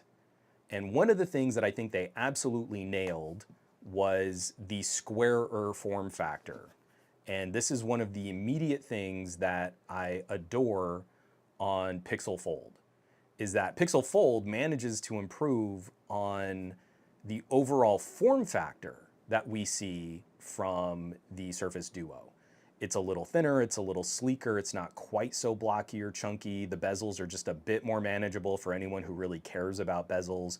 I liked having something so thin that when you would kind of open it, you could hold on to it without interacting with anything on the screen. I feel like Pixel Fold replicates that while also kind of bringing this to a slightly sleeker look. These bezels are functional and practical, and you want them when you're holding such a fragile and such an expensive device. We don't really want to go to ultra small bezels, and it's been encouraging to see tech reviewers now sort of complementing this overall form factor. I'm sure if you've been keeping up with some of the coverage on some of these different devices, you've probably seen some reviewer go, oh, you know, it's just really nice because it's more of a little book-like form factor. You know what this is like? It's like a digital Moleskine. You know, like a little notebook that you can hold like a little book, and it's more book-like than a Z Fold, and you know, I think that's really handy. Well, you know, nerds like us Duo fans have been talking about that for a while, because having the two panels side by side is really book-like. I have a video where I'm doing the original Surface Duo setup. Sam and Matt, they used to do a podcast called Across the Pondcast, but now Sam is doing the Nomad Tech project with Purposely Pixel team. and we were setting up our Duo ones, the first generation Duo together, and we were talking like, oh yeah, I like that this is a little broader, it's a little squarer. This feels to me kind of like a BlackBerry, if you remember a BlackBerry Classic. Years ago, we were talking about how nice it was to have like a little book and like a little pen that I'm throwing into the screen. I'm really bad with my hand choreography this week. Maybe I'm over caffeinated. And we've been saying this for years. And every time I would bring up why I liked the form factor on the Duo, I'd have a whole bunch of Samsung Knights going, "No, you're just a Samsung hater. You don't really like it. You just bag on Samsung for no reason." And now we've got a bunch of techies going, "Hey, you know, guys, it's kind of nice to have a sort of a broader outer display. It's a little bit more functional to kind of use this than the skinny, really awkward strip of screen on the Z Fold." And then you open it and it's already into the landscape, more tablet-y orientation. And this just uses Android better. And I don't have to immediately turn it 90 degrees just to do stuff. Like, yeah, we've been saying that for a while. So the Pixel Fold helps completely validate I was right all along. Everybody else on the internet was wrong but me.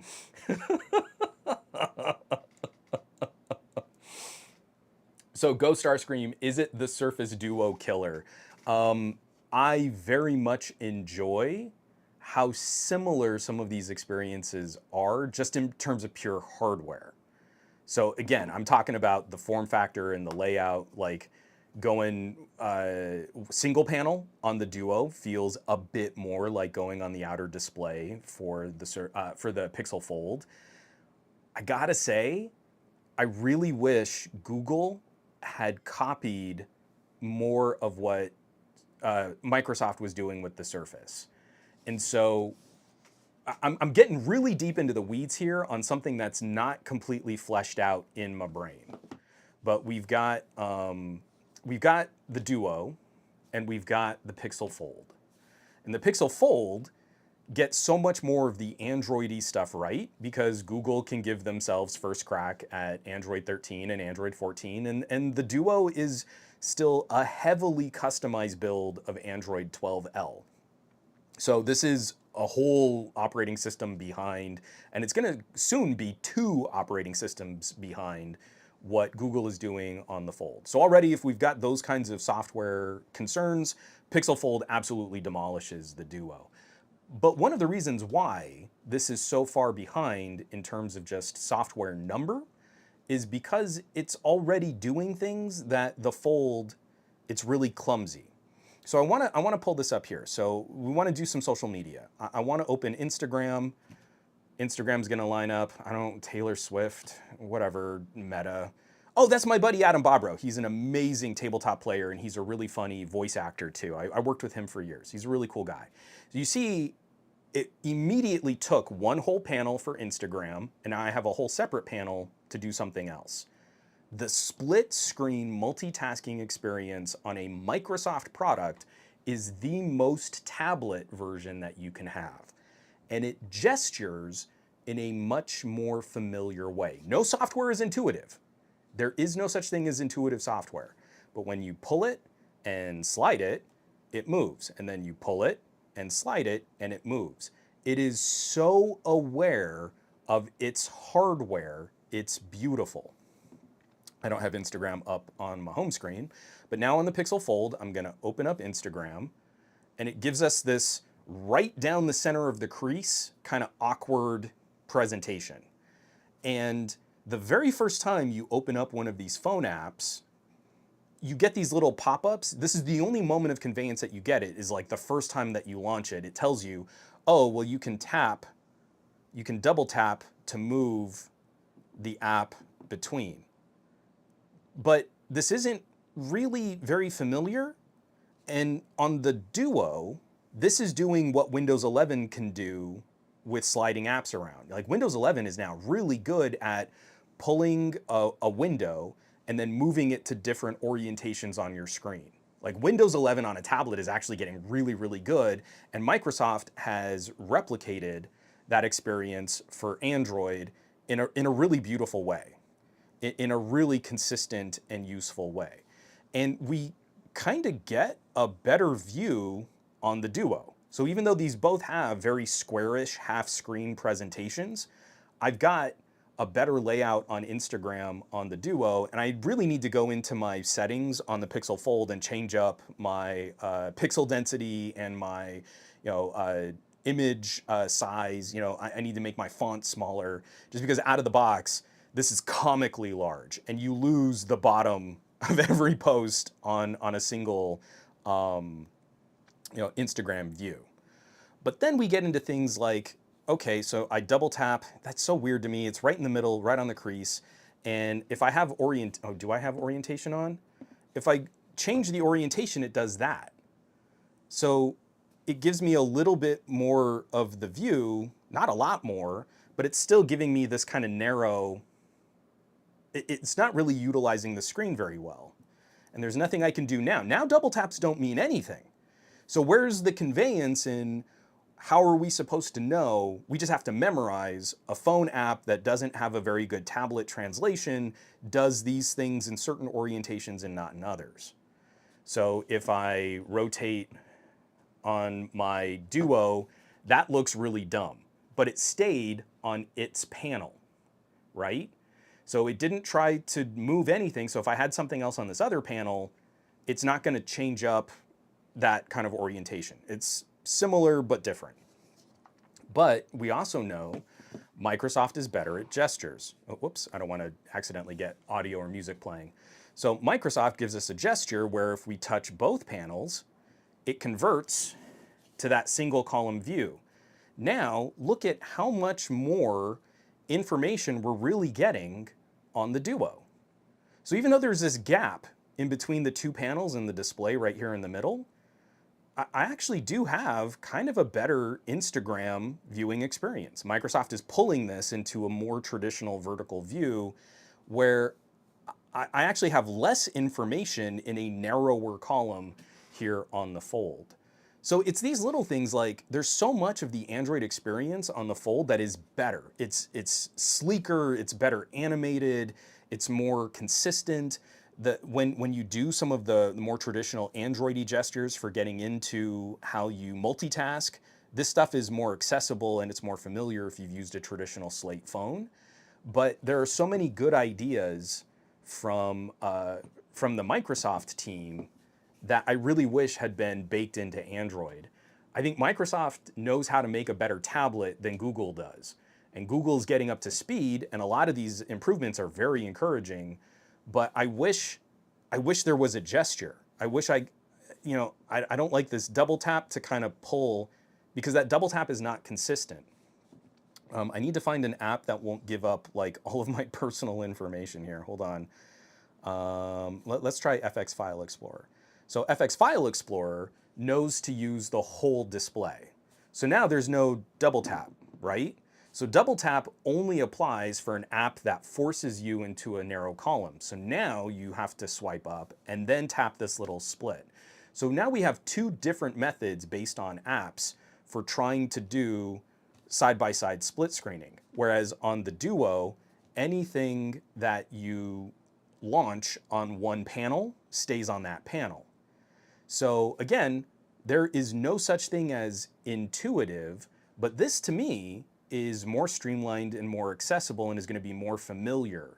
The Duo is going to be a more familiar solution for this type of more advanced UI and usage. So that's the thing that that I don't feel is very consistently talked about or demonstrated when we're looking at a very niche productivity product. A lot of the people that reviewed the Duo picked it up for about a week and said, oh, but it's just sort of weird, and I don't even know how my hands work, and why is it like the keyboard does different things and it looks different, and it's weird. And then they're actually going to spend some time with the Z Fold and the Pixel Fold, and they're going to appreciate all of these little nuances, but not all of these little nuances do what you think they should do. They don't work. I don't think they've nailed all of the different tablet metaphors that we'd want to see on a mini tablet, where I think Microsoft did a much better job of addressing some of those more advanced uses. This is not a very good Android phone. This is a very poor Android phone, but it's a pretty good Surface. It's a pretty good Microsoft tablet. And this is where the Pixel tablet, I mean, the Pixel Fold really needs to catch up, and where Google really needs to catch up on some of that tablet use. Android 13 is an excellent step in the right direction. They still have a ways to go for fluidly navigating a complicated metaphor, a complicated dance of multitasking and of displaying different apps, especially an app like Instagram, which has always been sort of outwardly hostile to Android users. Microsoft forces it into a usage model which makes way more sense. Google kind of plays ball with how terrible Instagram treats Android users. So yeah, this isn't a cut and dry one team wins, but there are things that I very much appreciate, and things that I think Microsoft never got the credit they deserved for getting right.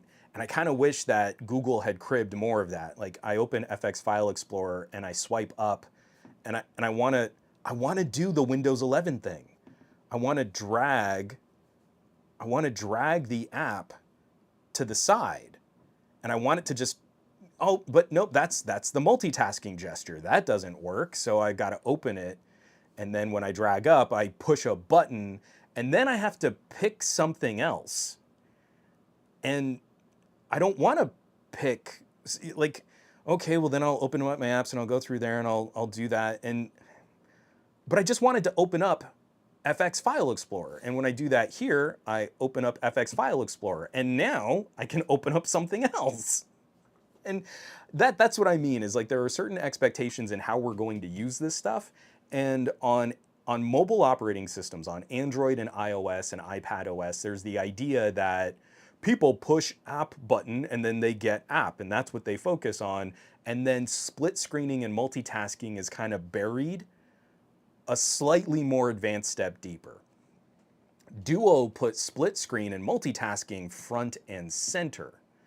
And if you really do like rocking two apps at the same time, this is the clearer metaphor. This is the more accessible metaphor for getting that done. So we're not really bringing consumers up with the Pixel Fold. We're sort of entrenching the same idea of one app, and then there are other things that you need to do to split screen, but I can't just split screen. Now I need to pick the other thing I want to split screen with, and I can't just think half screen like I do on the Duo. So again, that's real deep in the weeds. That's so nerdy right there. Hold on, let me go back to the main camera because I'm way behind on all of these comments here right now. I'm gonna take a drink of water while I just kind of sort these real quick.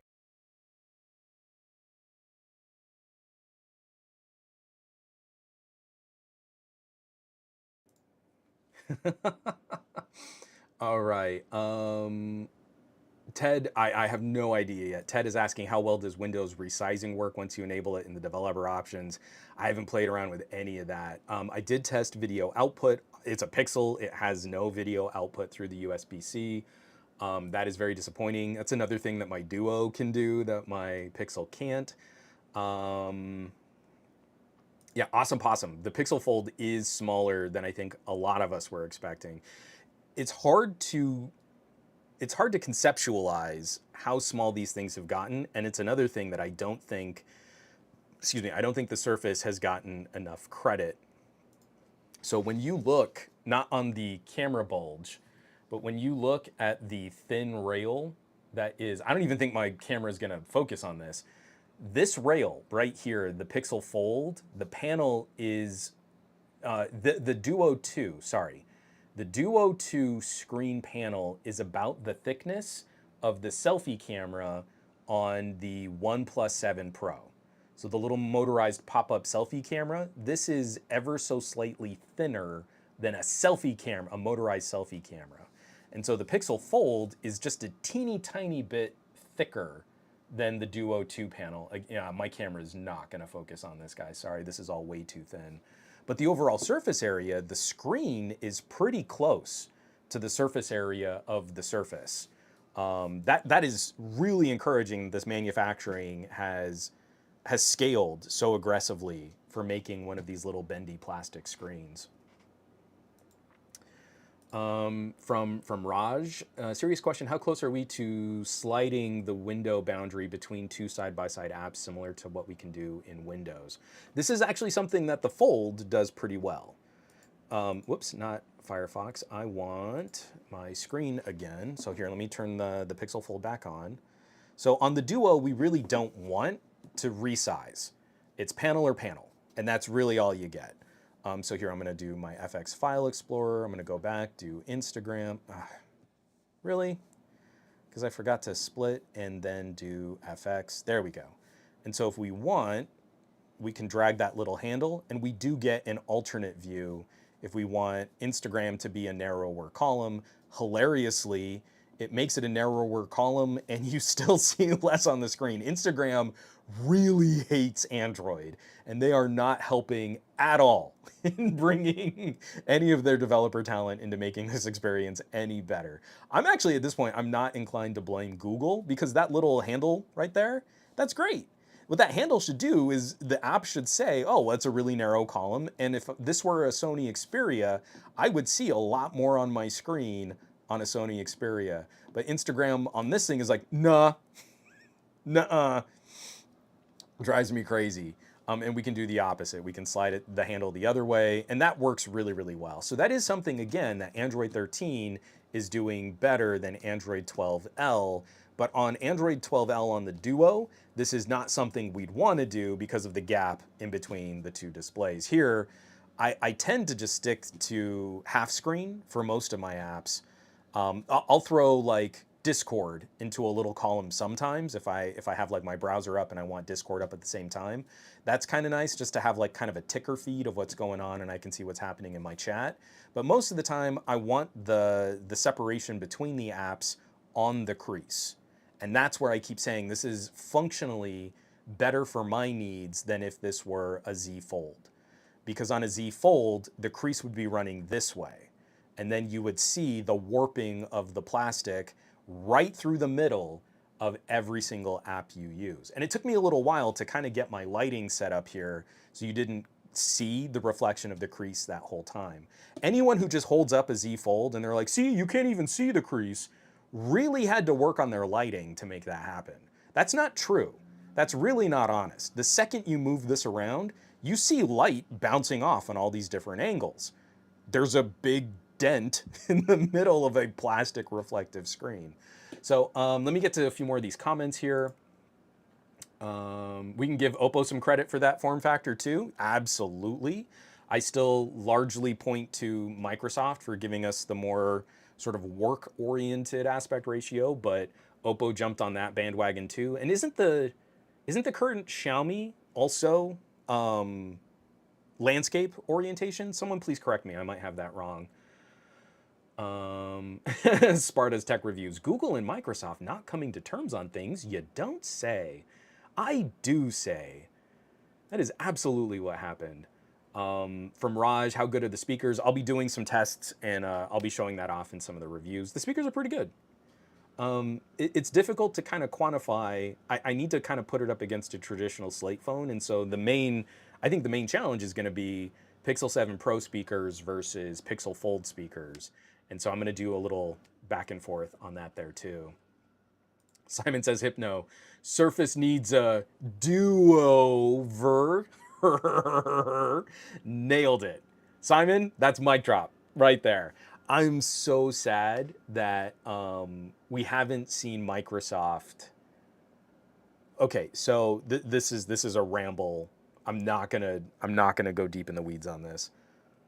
Windows on ARM is getting really good on the Surface Pro 9 and on the Robo and Kala tablet. Windows on ARM, Windows 11 on a Qualcomm Snapdragon ARM SoC is getting really good. And it's kind of comparative in performance for a lot of Windows programs to like a last generation Core i5.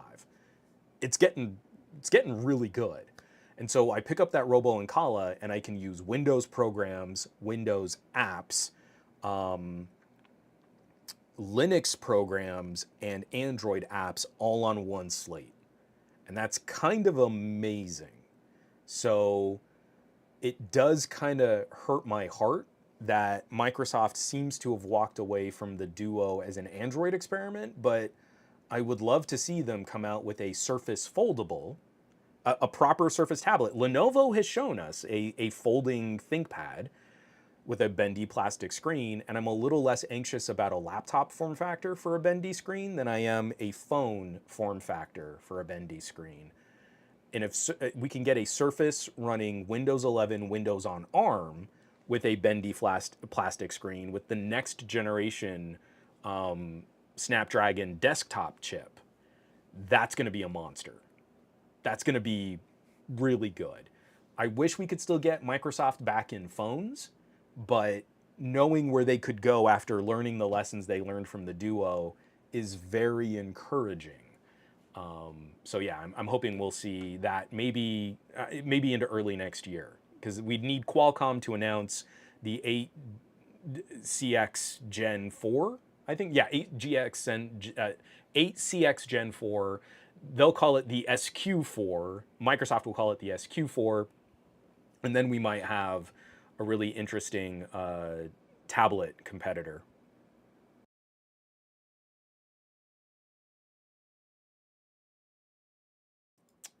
Let's see. Raj Wan with the coffee shaky fingers. Baseball Super. Duo wins the app split screen battle. Absolutely. I mean, again, I'm a Microsoft stan. The Duo and the Duo 2 only got focused on what was sort of a transitional teething pain in terms of software and support. Never got enough credit. Because again, 12L versus Android 13, the Duo 2 is still showing some improvements over what Google is doing on the Fold.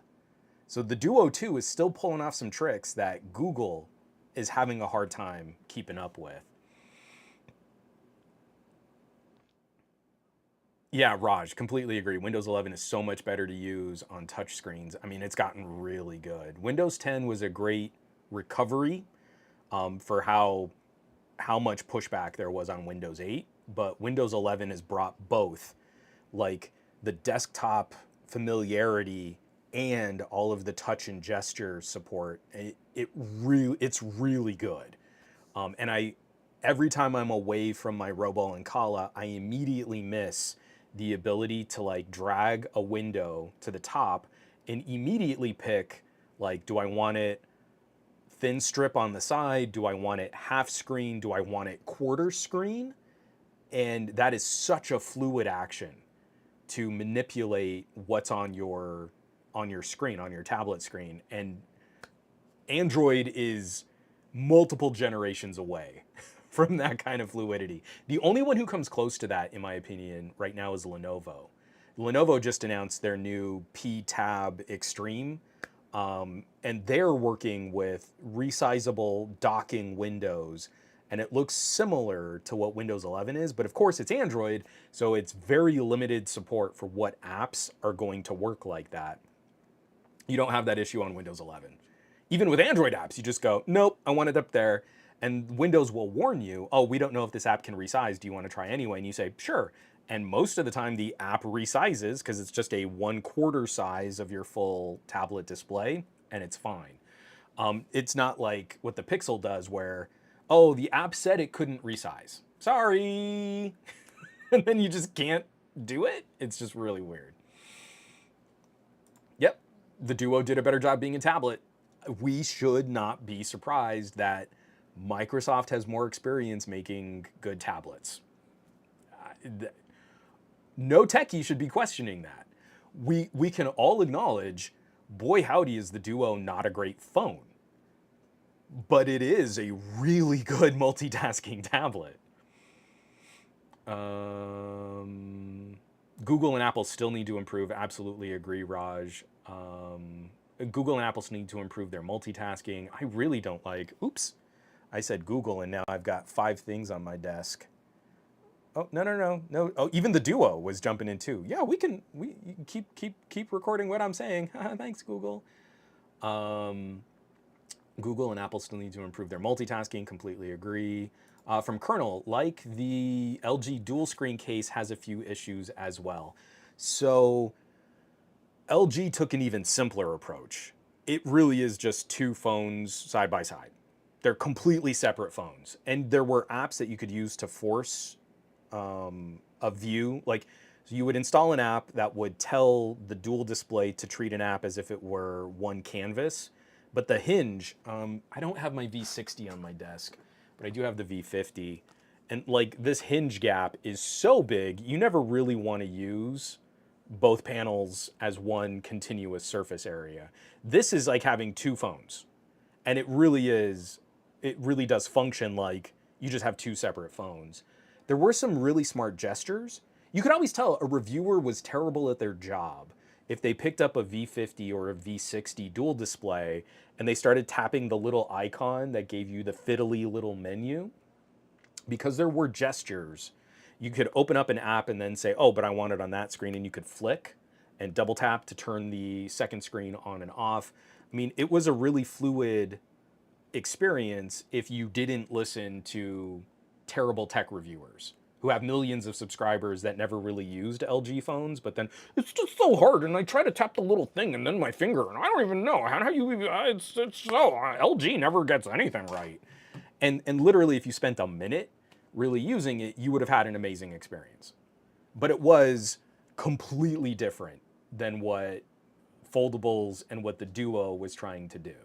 So if you just wanted two phones at the same time, that's what LG gave you. And it worked really well. I would constantly have two completely separate apps, and the few times you would really have both panels working together, the only time it really made sense is you would open up the dual display and play a game, and then turn the phone display into a controller so that you could play the game on a better touch surface. That worked really well, especially if you're a nut for twin stick shooters. That is still one of the best experiences I've ever had.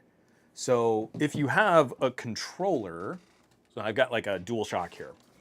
If you play twin stick shooters like I do, ruthlessly and constantly, and you're just a big old stand for twin stick shooters, you've got these two little analog joysticks, right?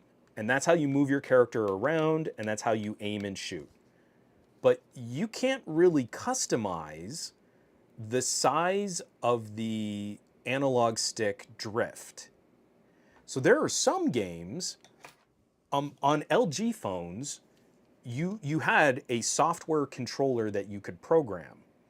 And what you would do is you would drop analog sticks and buttons that mimicked the controller. But you could also change the shape and size of the analog sticks. So I would make the left stick for movement a little bit smaller, and I would make the right stick for aiming a little bit bigger, and it gave me better articulation over one action than the other. I could have asymmetrical sticks to better control one aspect of movement over the other. I've never had that on a hardware controller. I don't have a larger drift area on aiming for better sort of precision on where I want to aim, or for a less twitchy action on where I want to aim, except for on LG dual display phones. But you would never know stuff like that if you listened to a YouTuber with millions of subscribers who only tells you to buy Samsung and Apple.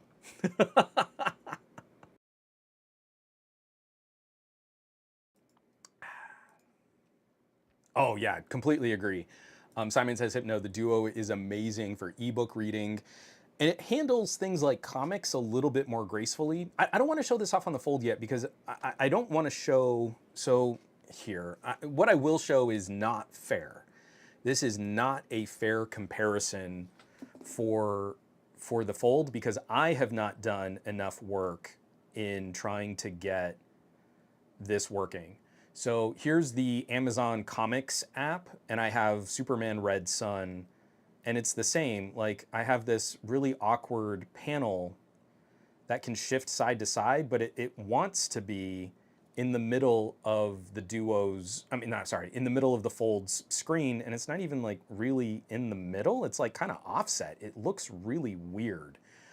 So this is a problem with Amazon This is not a problem with the Fold, in my opinion, but it doesn't reformat, it doesn't refresh, it doesn't live where it really should live. And so you don't get that really great kind of book experience. So I've had to turn to third party comic readers where really the point is you downloaded comics for free and you got your CBZ files and you could load it up on there. And they do a better job of actually reading the whole tablet screen. So far, the official resources that we have still treat this like a phone, and this looks like garbage. So it's not really fair to point this out on the Fold. I think this is a problem with app developers. But like, we don't have problems like this with the Duo. When the app doesn't register properly, you can at least flip the Duo into a vertical view, which uses the screen, both screens, much better, but then you have to deal with the hinge. I don't know. I mean, again, it's one of those things where Google has slept on tablets for so long that Android apps don't really know what to do with the additional screen real estate. So right now, when it comes to comics viewing, I really don't like spending a lot of time on my channel talking about things like emulators and ROMs, or things like, oh, you can download your own comic and ebooks and read them that way.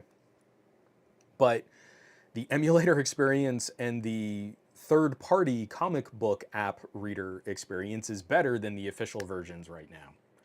So if that's really a main use feature for you, the best reading version that I found is going not with the official apps and the official marketplaces for comics and for books and for things like that. So it's frustrating. But again, if we're comparing Fold to Duo, the Duo gives you the better version of that with the official apps. It formats and it sizes better than what Google does on the Pixel Fold. Yeah, one hell of a boy. I really hope that we'll see a pocketable Windows 11. I really hope the Duo lives on in some other. So they can't call it the Duo. I really do believe Microsoft will go to a folding screen for whatever they do next. And I think it's going to be a Surface tablet. I don't think they're going to try to make it a phone. But I hope that we'll get a Surface Mini that folds up into a phone-like form factor and can run Windows 11 Windows on ARM. And that can be the return of Windows Phone, but with Windows on ARM, you have an amazing Android subsystem that can use all of your Android apps. And Amazon just opened up developer support.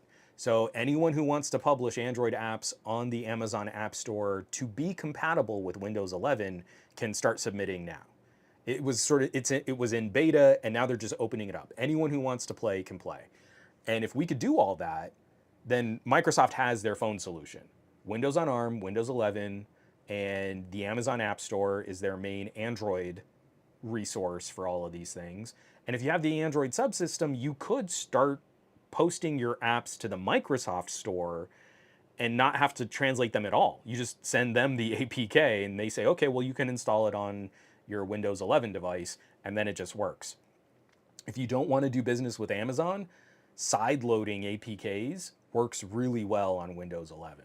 So if you could just do that directly through the Microsoft Store and you didn't have to do the ADB command, that would get so many consumers up to speed. It would be so much more accessible.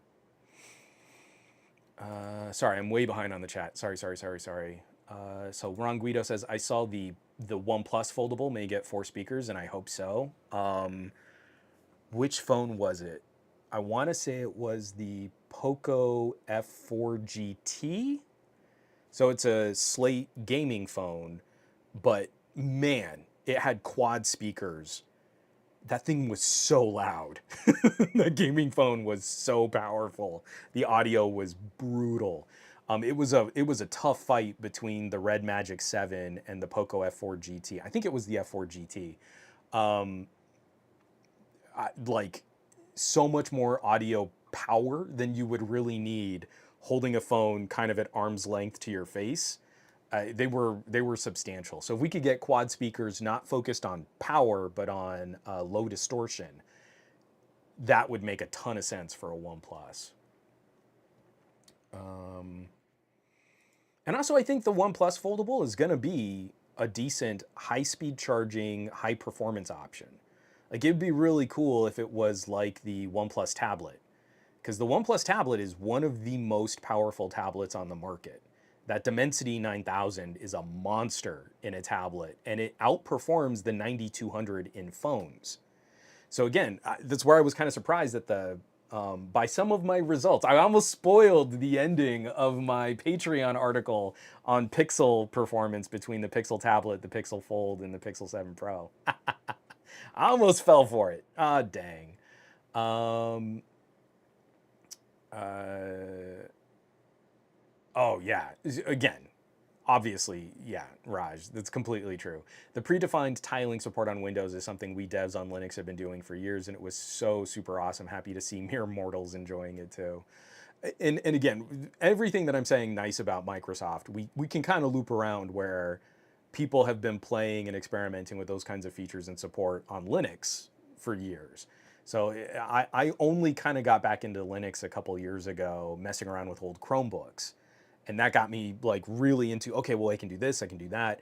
And then the Linux subsystem on Windows 11 is making me kind of lazy because it's so handy. Like, I don't have to dual boot. I have a running build of Ubuntu that just sort of runs in the background.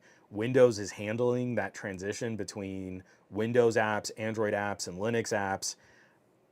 I know I shouldn't be just kind of lazily letting Microsoft win, but it is such a killer strategy. It works so much better than I was expecting it to. And there are so many Linux apps that run better on ARM hardware than Windows in compatibility mode, or Windows programs in compatibility mode. So it, yeah.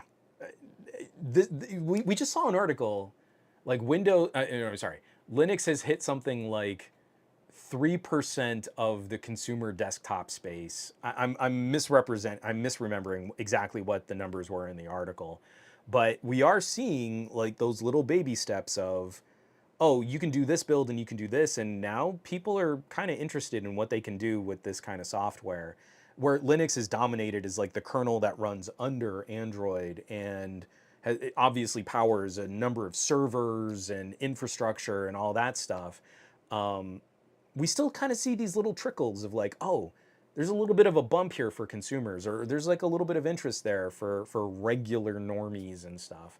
So it's yeah, it's pretty great. Aditya Anil, Juan, you're shilling for the wrong foldable, Juan. The real winner is the Apple Vision Pro MX. I don't even know where you're going with that. I mean, like, we know, and this is also what's kind of funny. I've said this in the comments on other people's live streams. I said this on Ike Talks Tech and on Gadget Goddess's stream, Kimmy's stream. Kimmy is so tapped into foldables right now. If you're not following Gadget Goddess, you're missing one of the most informed consumer sort of lifestyle conversations about foldable devices, especially tablety form factor foldables. But like, I think it's hilarious because watch Android nerds cannibalize their own team. Nothing is ever good enough if it comes from a company that is not allowed to put out premium products. The only value that techies ever allow Google to have is it's almost as good as a Galaxy, but they radically undercut the price. The only value OnePlus was ever allowed to bring was make it almost as good as a Galaxy, but at like half the price. And anytime those companies stray from that business model, it's not worth it, it's too expensive, no one should buy it. Or, I mean, I guess if you want to buy something inferior, you could, but who wants to own that garbage? It's always that tone. It's not Google's job to undercut the market on foldables before foldables are really a thing for consumers. Because like the Z Fold ain't getting it done. We're not replacing sales of Galaxy S and Galaxy Note devices with foldables. the market for like the Note was, I think, 2 or 3 times larger than all of Samsung's foldables combined, foldable sales combined. So that's not it. And so you're like, oh, I can't believe they're charging $1,800 for this. And you're like, how could you not believe that this is an $1,800 piece of hardware? You have to be really bad at technology to look at this and go, oh, this is too expensive, MSRP. Meh. And then what are we doing? Because we know that as soon as Apple does something, okay, let's imagine Apple makes a folding tablet, because that's what the Pixel Fold is. It's a folding tablet that turns into a sort of a square phone, right? Apple is going to look at the price of an iPhone Pro and the price of an iPad Pro, and they're going to stick those two prices together, and then they're going to charge an additional premium on top. So Google looks at what does it cost to make a good performance tablet, a nice premium, beautifully built. It's a really good tablet. The Pixel tablet is a really nice tablet. And they're going to look at what's the price of a Pixel 7 Pro, and they're going to stick those two together, and then there's going to be a bit of a bump. That's how you get $1,800.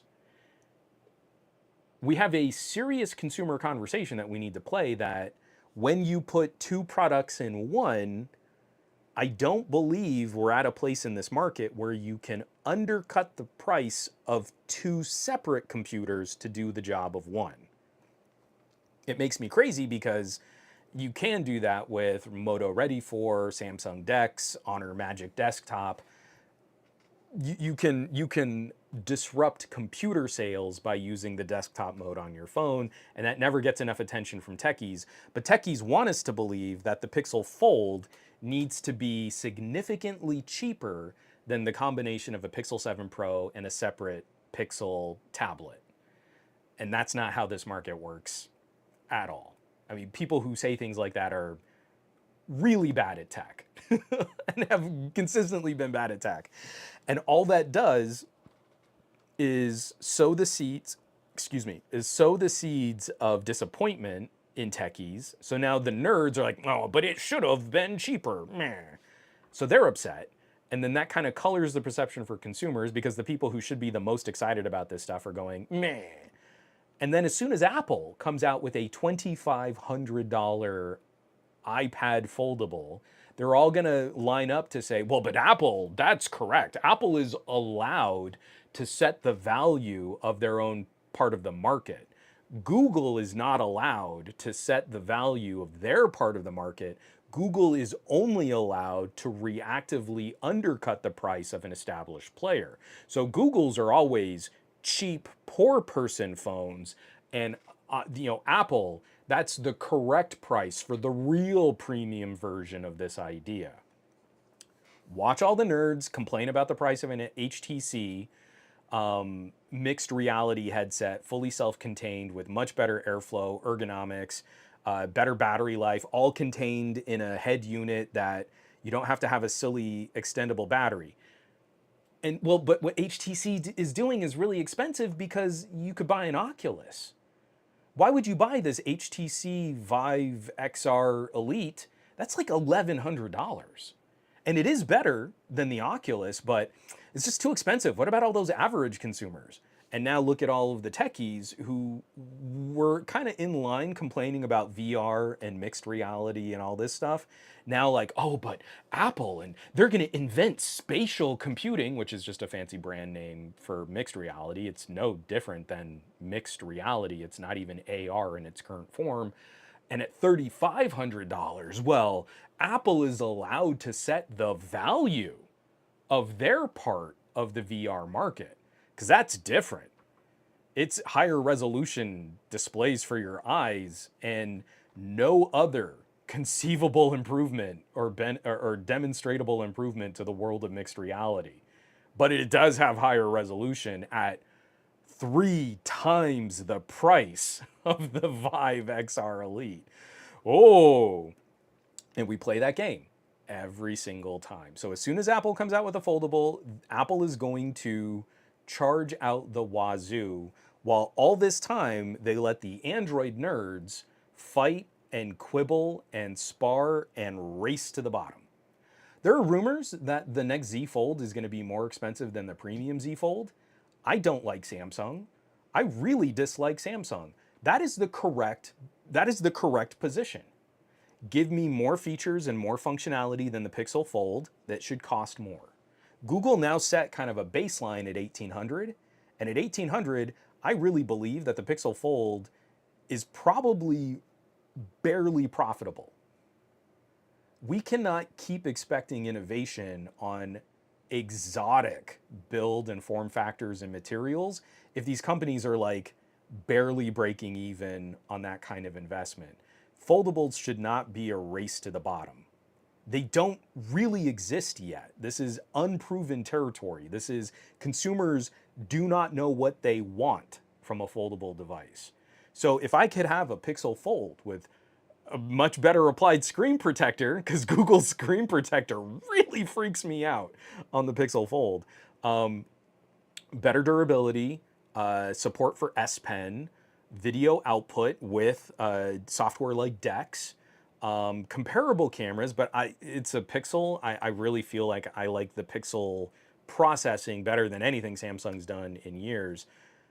Then yes, the Z Fold should be more expensive than the Pixel Fold. And also like some of the rumors that are saying that the Z Fold 5 is going to have higher starting storage than the starting storage on the Pixel Fold.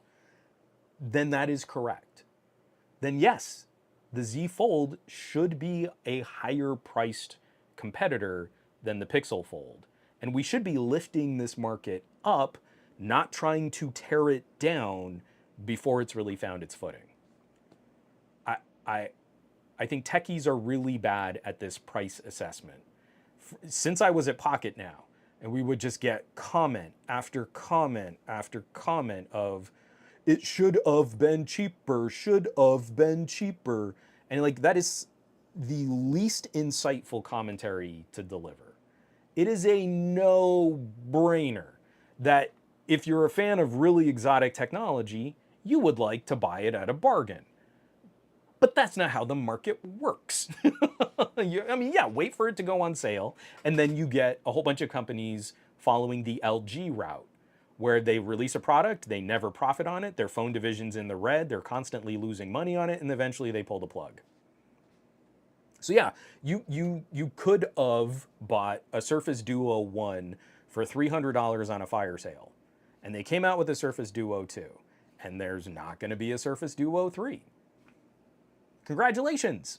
You waited for the good deal, and now that product segment doesn't exist. Wearable and heads-up displays. We had a couple of really exciting experiments and focals by North, and it was really hard to get the focals. I'm not putting this on consumers, but techies went out and said, it's too expensive. It should have done more and been cheaper. And now focals by North doesn't exist. There is literally nowhere for you to buy a heads-up display. Folding phones are going to fall into that same trap, and we're basically giving this entire market to Apple before Apple has demonstrated any capability to make a product in this space. We're going to lose this fight before it's even a fight because techies suck at quantifying value for exotic hardware. And I don't see that changing anytime soon. Ghost Star Stream, if I had a penny for every bad techie, I'd be on Mars sooner than Musk would be. Raj, with Juan's encouragement, Samsung unveils Fold 5 at $2,200. So I thought, someone please correct me, did I have that wrong? I thought the rumors were saying Z Fold 5 was going to start at $2,000, but with 256 gig of storage. I might have that totally wrong. To me, that is correct. A $200 premium over the Pixel Fold makes sense to me for a phone that is going to have a demonstrably more powerful SoC, is going to have pen support, stylus support with S Pen, and the S Pen is one of those features I really like having stylus support on these devices. S Pen is the gold standard. And what was the other thing that I was? Oh, and video output. So even though Samsung has totally chilled on improving DeX outside of a few token efforts in GoodLock, which is so stupid.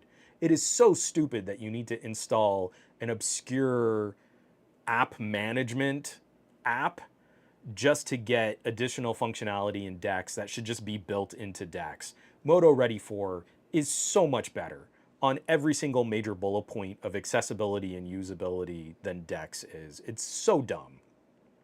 But the only reason why we have those updates and improvements to GoodLock is because of Moto Ready 4. But because that's still a part of the Samsung code stack, it's still something they need to support on newer builds of Android. That to me is also a valuable add-on. Your Z Fold goes from phone to tablet to desktop, and there aren't many other gadgets that can simulate. Like phones can go from phone to desktop, but there's no good tablet hardware in between. The closest we got was the NextPad, which only works with some phones and is very finicky about the power. So that was a holdable touchscreen display with a special little docking place for your phone to be. And it got panned, but it's really good hardware. The NextPad is really good hardware. It's just a little clumsy in its execution. There is no tablet there. The only thing that does that is the Z Fold. Phone to tablet to desktop. That's a $200 premium. I think the Z Fold earns its $200 premium over the Pixel Fold. And Simon says Hypno. So yeah, he says, I heard $19.99 was the price. So McCorcoran is saying, definitely not going to feel bad for Microsoft, given the fact that people that bought the second generation Duo only got one major OS update for a $1,600 phone. I would feel completely ripped off if I had paid full price for the Duo 2. So I paid full price for the Duo 2, and I'm not bothered. I'm not bothered because I just showed how the Duo 2 is doing things on Android 12 that the Pixel Fold can't do on Android 13. And there are some little bubbles of rumors and speculation that we might get Android 13 early next year after Android 14 is out. So Microsoft did us dirty in that they cut and run, and we're probably not going to get a lot of OS attention. But this is the fundamental difference between Microsoft and other Android developers. And this is something that the nuance of this never cleared techies for BlackBerry. So when BlackBerry moved to Android as the operating system for their phones, and Microsoft is using Android for the Duo, they are not making an Android phone. Microsoft is making a Surface. And so when we see the fluidity of gestures and navigation and split screen multitasking, these are things you cannot do on Android 13. So to update to Android 13 is a significant challenge to bring all of that extra code from Microsoft into play. So it sucks, and I wish we would get Android 13, but there are things that I don't want my Duo to do if it mimics more of the Android 13 style of use. I want it to do what it does now. So moving to Android 13 doesn't bring me any benefit, and it potentially comes with the teething pains of redoing all of that code that was already difficult to manage on Android 12. Same thing that happened to us with BlackBerry. Oh, but what if you're out of security? BlackBerries were the most secure Android devices that were ever sold. So, did you want Google security patches for things that BlackBerry had already fixed on their own? The Android operating system on a BlackBerry phone was heavily customized, was radically customized to make it the most secure platform. Years and years after TCL pulled the plug on making new BlackBerry phones, we still have not paid out the code bounties on finding exploits to give us root to crack open those BlackBerry devices. They are still the most locked down platform of Android produced smartphones that we've ever seen. So if you really cared about your security, you lost something kind of critical with BlackBerry leaving the market. The Duo I put in that same bucket. I do not care about the Android number on the operating system. I care that I'm still getting security patches, I'm getting bug fixes, I'm getting the experience to be polished up and more responsive, and that experience is not only still competitive, but it's still better in the fluidity of navigation and gestures than what Google has been able to do in coming back to tablets. So that's what I care about. It sucks, but so far there hasn't been any benefit to Android 13 on a Duo. You can't show me anything on Android 13 that is demonstrably better than what the Duo is already capable of doing. I mean, yeah, so McCorcoran's saying Duo phones are the only ones on the planet that don't have the new Swift key with new Bing, so I agree with your basic thesis about the pricing of the Pixel. I just don't think the Duo is a great case study in a device you should have jumped on at the MSRP. And that's sort of, again, you're sort of trying to pigeonhole everything that I just said into a defense of manufacturer suggested retail price. So I bought it at MSRP and I'm good because I understood what I was getting into. I knew what I wanted. I wanted a Surface tablet with stylus support. I wanted video output. I wanted productivity, a more Microsoft focus on services because I have Office and I use OneDrive a whole lot. So yeah, I'm good. But if you followed any of my videos, that was a very narrow category of people that I was recommending the Duo to. So what do we get if we can't sell these products at a profit? And that's where the MSRP comes into play. Because also, I mean, like Pixel Fold is a tough product to recommend at its MSRP. You have to get granularly specific about who might be a good fit for a phone that unfolds into a half-size mini tablet. And the Z Fold has demonstrated that that is a very narrow consumer group who is in line for that product. So if we're changing the tactic of the conversation, now we're moving away from, oh, but it only got one OS update. That's terrible. I just got a really great security update. It was another 200 meg update on the Duo 2, not that, pretty recently. So it's still getting support. Just because you didn't get the new Android OS number, that's different. You're still getting support on the Duo, and Microsoft is still making it a better product than it was at launch. So now we're changing the topic of the discussion to say, oh, but now SwiftKey. That's different.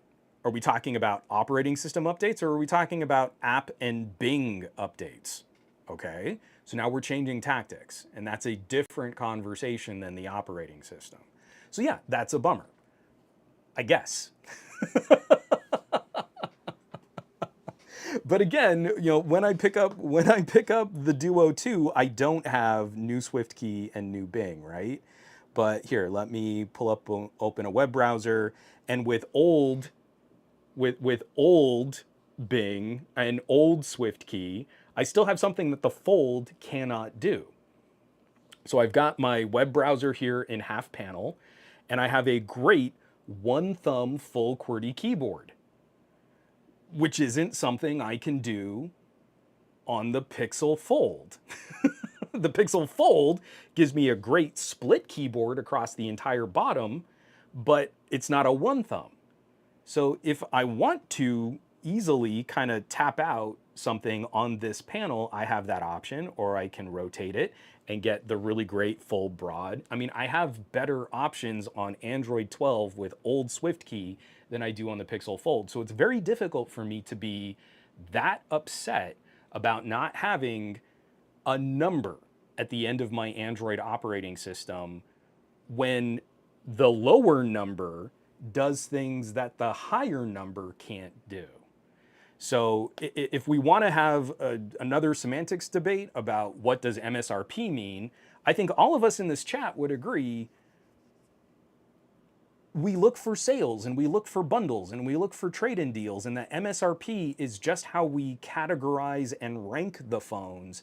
Because someone's saying this is $1,600 MSRP, it deserves to be compared against other $1,600 devices. And then you step up to an $1,800 MSRP, and that's a different tier. The manufacturer had a different level of confidence in where that thing fit into the hierarchy of manufacturer suggested retail pricing. But all of us here would talk to our family and friends and say, hey, wait for Black Friday. You really want a Pixel Fold, at least wait until Thanksgiving and see if there's a sale. We're not telling them to rush out and buy at MSRP, but there's a certain argument made about value that the MSRP helps us rank and categorize. So again, I will still go down in flames defending the Duo 2 for being the experiment that it was in how hyper niche a tablet that it was. And there is still so much that the Pixel Fold needs to catch up to for what Microsoft has already demonstrated.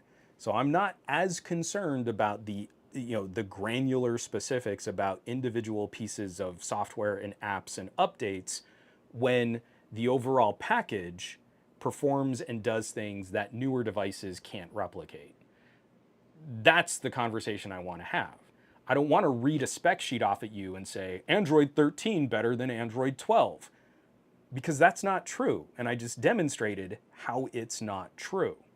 It's different, but one company went way out of their way to break Android 12 and make it do things that Android 13 cannot replicate. And that deserves some kudos. That deserves some attention.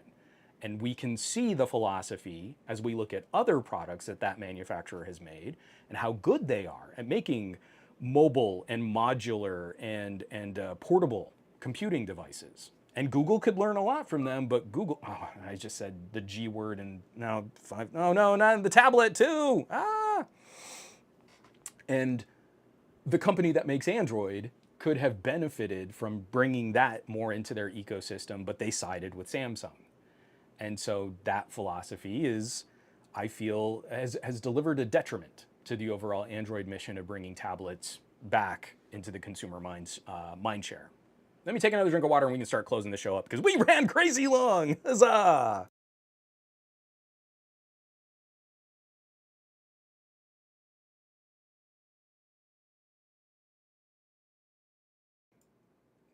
Yeah, Roth, I'm sorry. Hashtag don't say G out loud.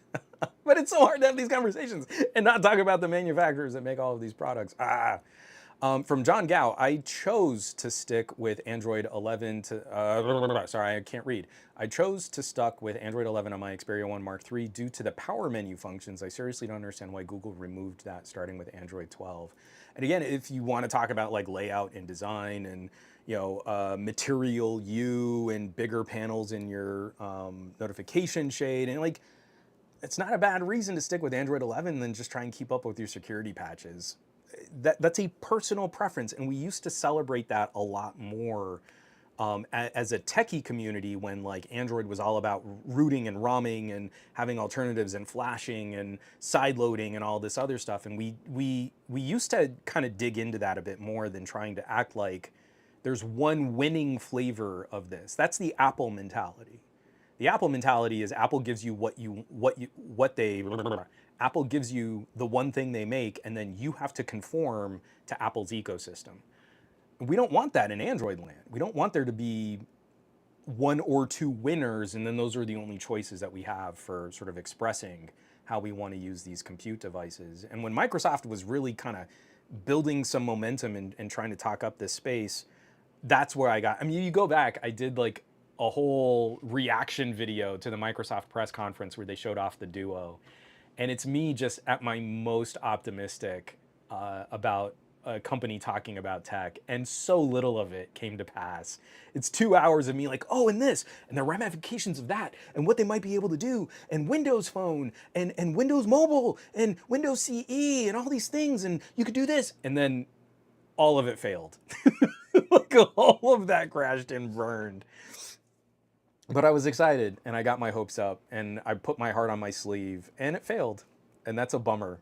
It really is. I did the same thing with the Focals by North. Like I put my heart into that product and it failed. And Google bought them out and now they're cratering their heads up displays. And I said the G word again. Pixel Fold is running like crazy, like transcribing everything that I'm saying. So we just, I don't know. It's easy to be cynical, and it's easy. It's easy to look at our track record and say like, well, that failed, and that failed, and that failed, and that was a gimmick, and that was a gimmick, and that was a gimmick. But we're starting to lose like some really special stuff. We're starting to sort of coalesce and congeal on an idea of the smartphone that I don't really think techies are going to like. I think if we keep down this path for another couple of years, we're going to realize a little too late that the promise of a pocket computer could have been so much more.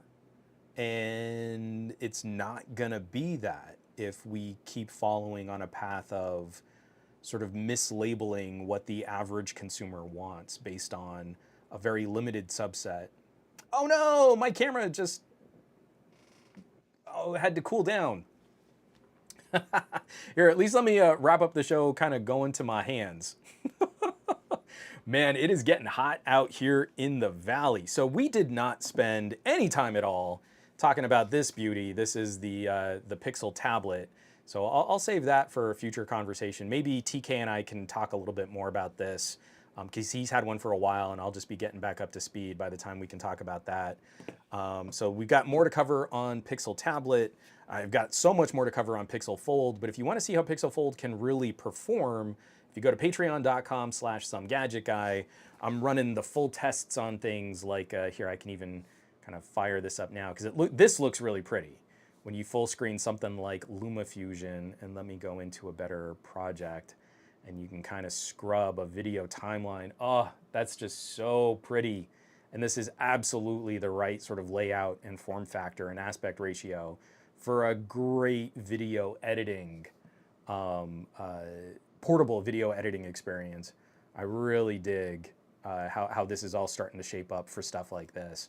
So yeah, if you want to know how it performs for video editing, for podcast mixing, for photo editing and RAW compression and a whole bunch of other things, you can go to patreon.com/somegadgetguy, and there's a whole breakdown on performance metrics beyond, does it get a gooder Antutu score? It's the good Antutu. I don't even run Antutu. I just like making fun of it because it's a weird word to say. And then also I have those rambling thoughts about the Pixel Fold, and I'm still terrified by plastic screens and the way that this screen protector has been applied. But there are some additional thoughts on that there too. But I'll be saying a lot more about this once I get a little bit more time to kind of break it in and really use it. I'm scared to take it out of the office, but I really do need to use it out and about to see what it can do. So folks, thanks so much for tuning in this week. It got a little heavy at the end there, but I felt like it was a fun conversation to kind of, check out what's brand new and then look back on some of the other experiments that have tried similar things and then compare against what's really traditional and what's really familiar. So there's going to be a lot more to talk about. I'm still working on some of those special embargo and sponsored videos, so I have to still keep putting that on pause, but stay tuned for some really cool stuff, and we'll catch you back. Thanks for watching. Take care of yourself. Be safe out there, and I love you all. Take care.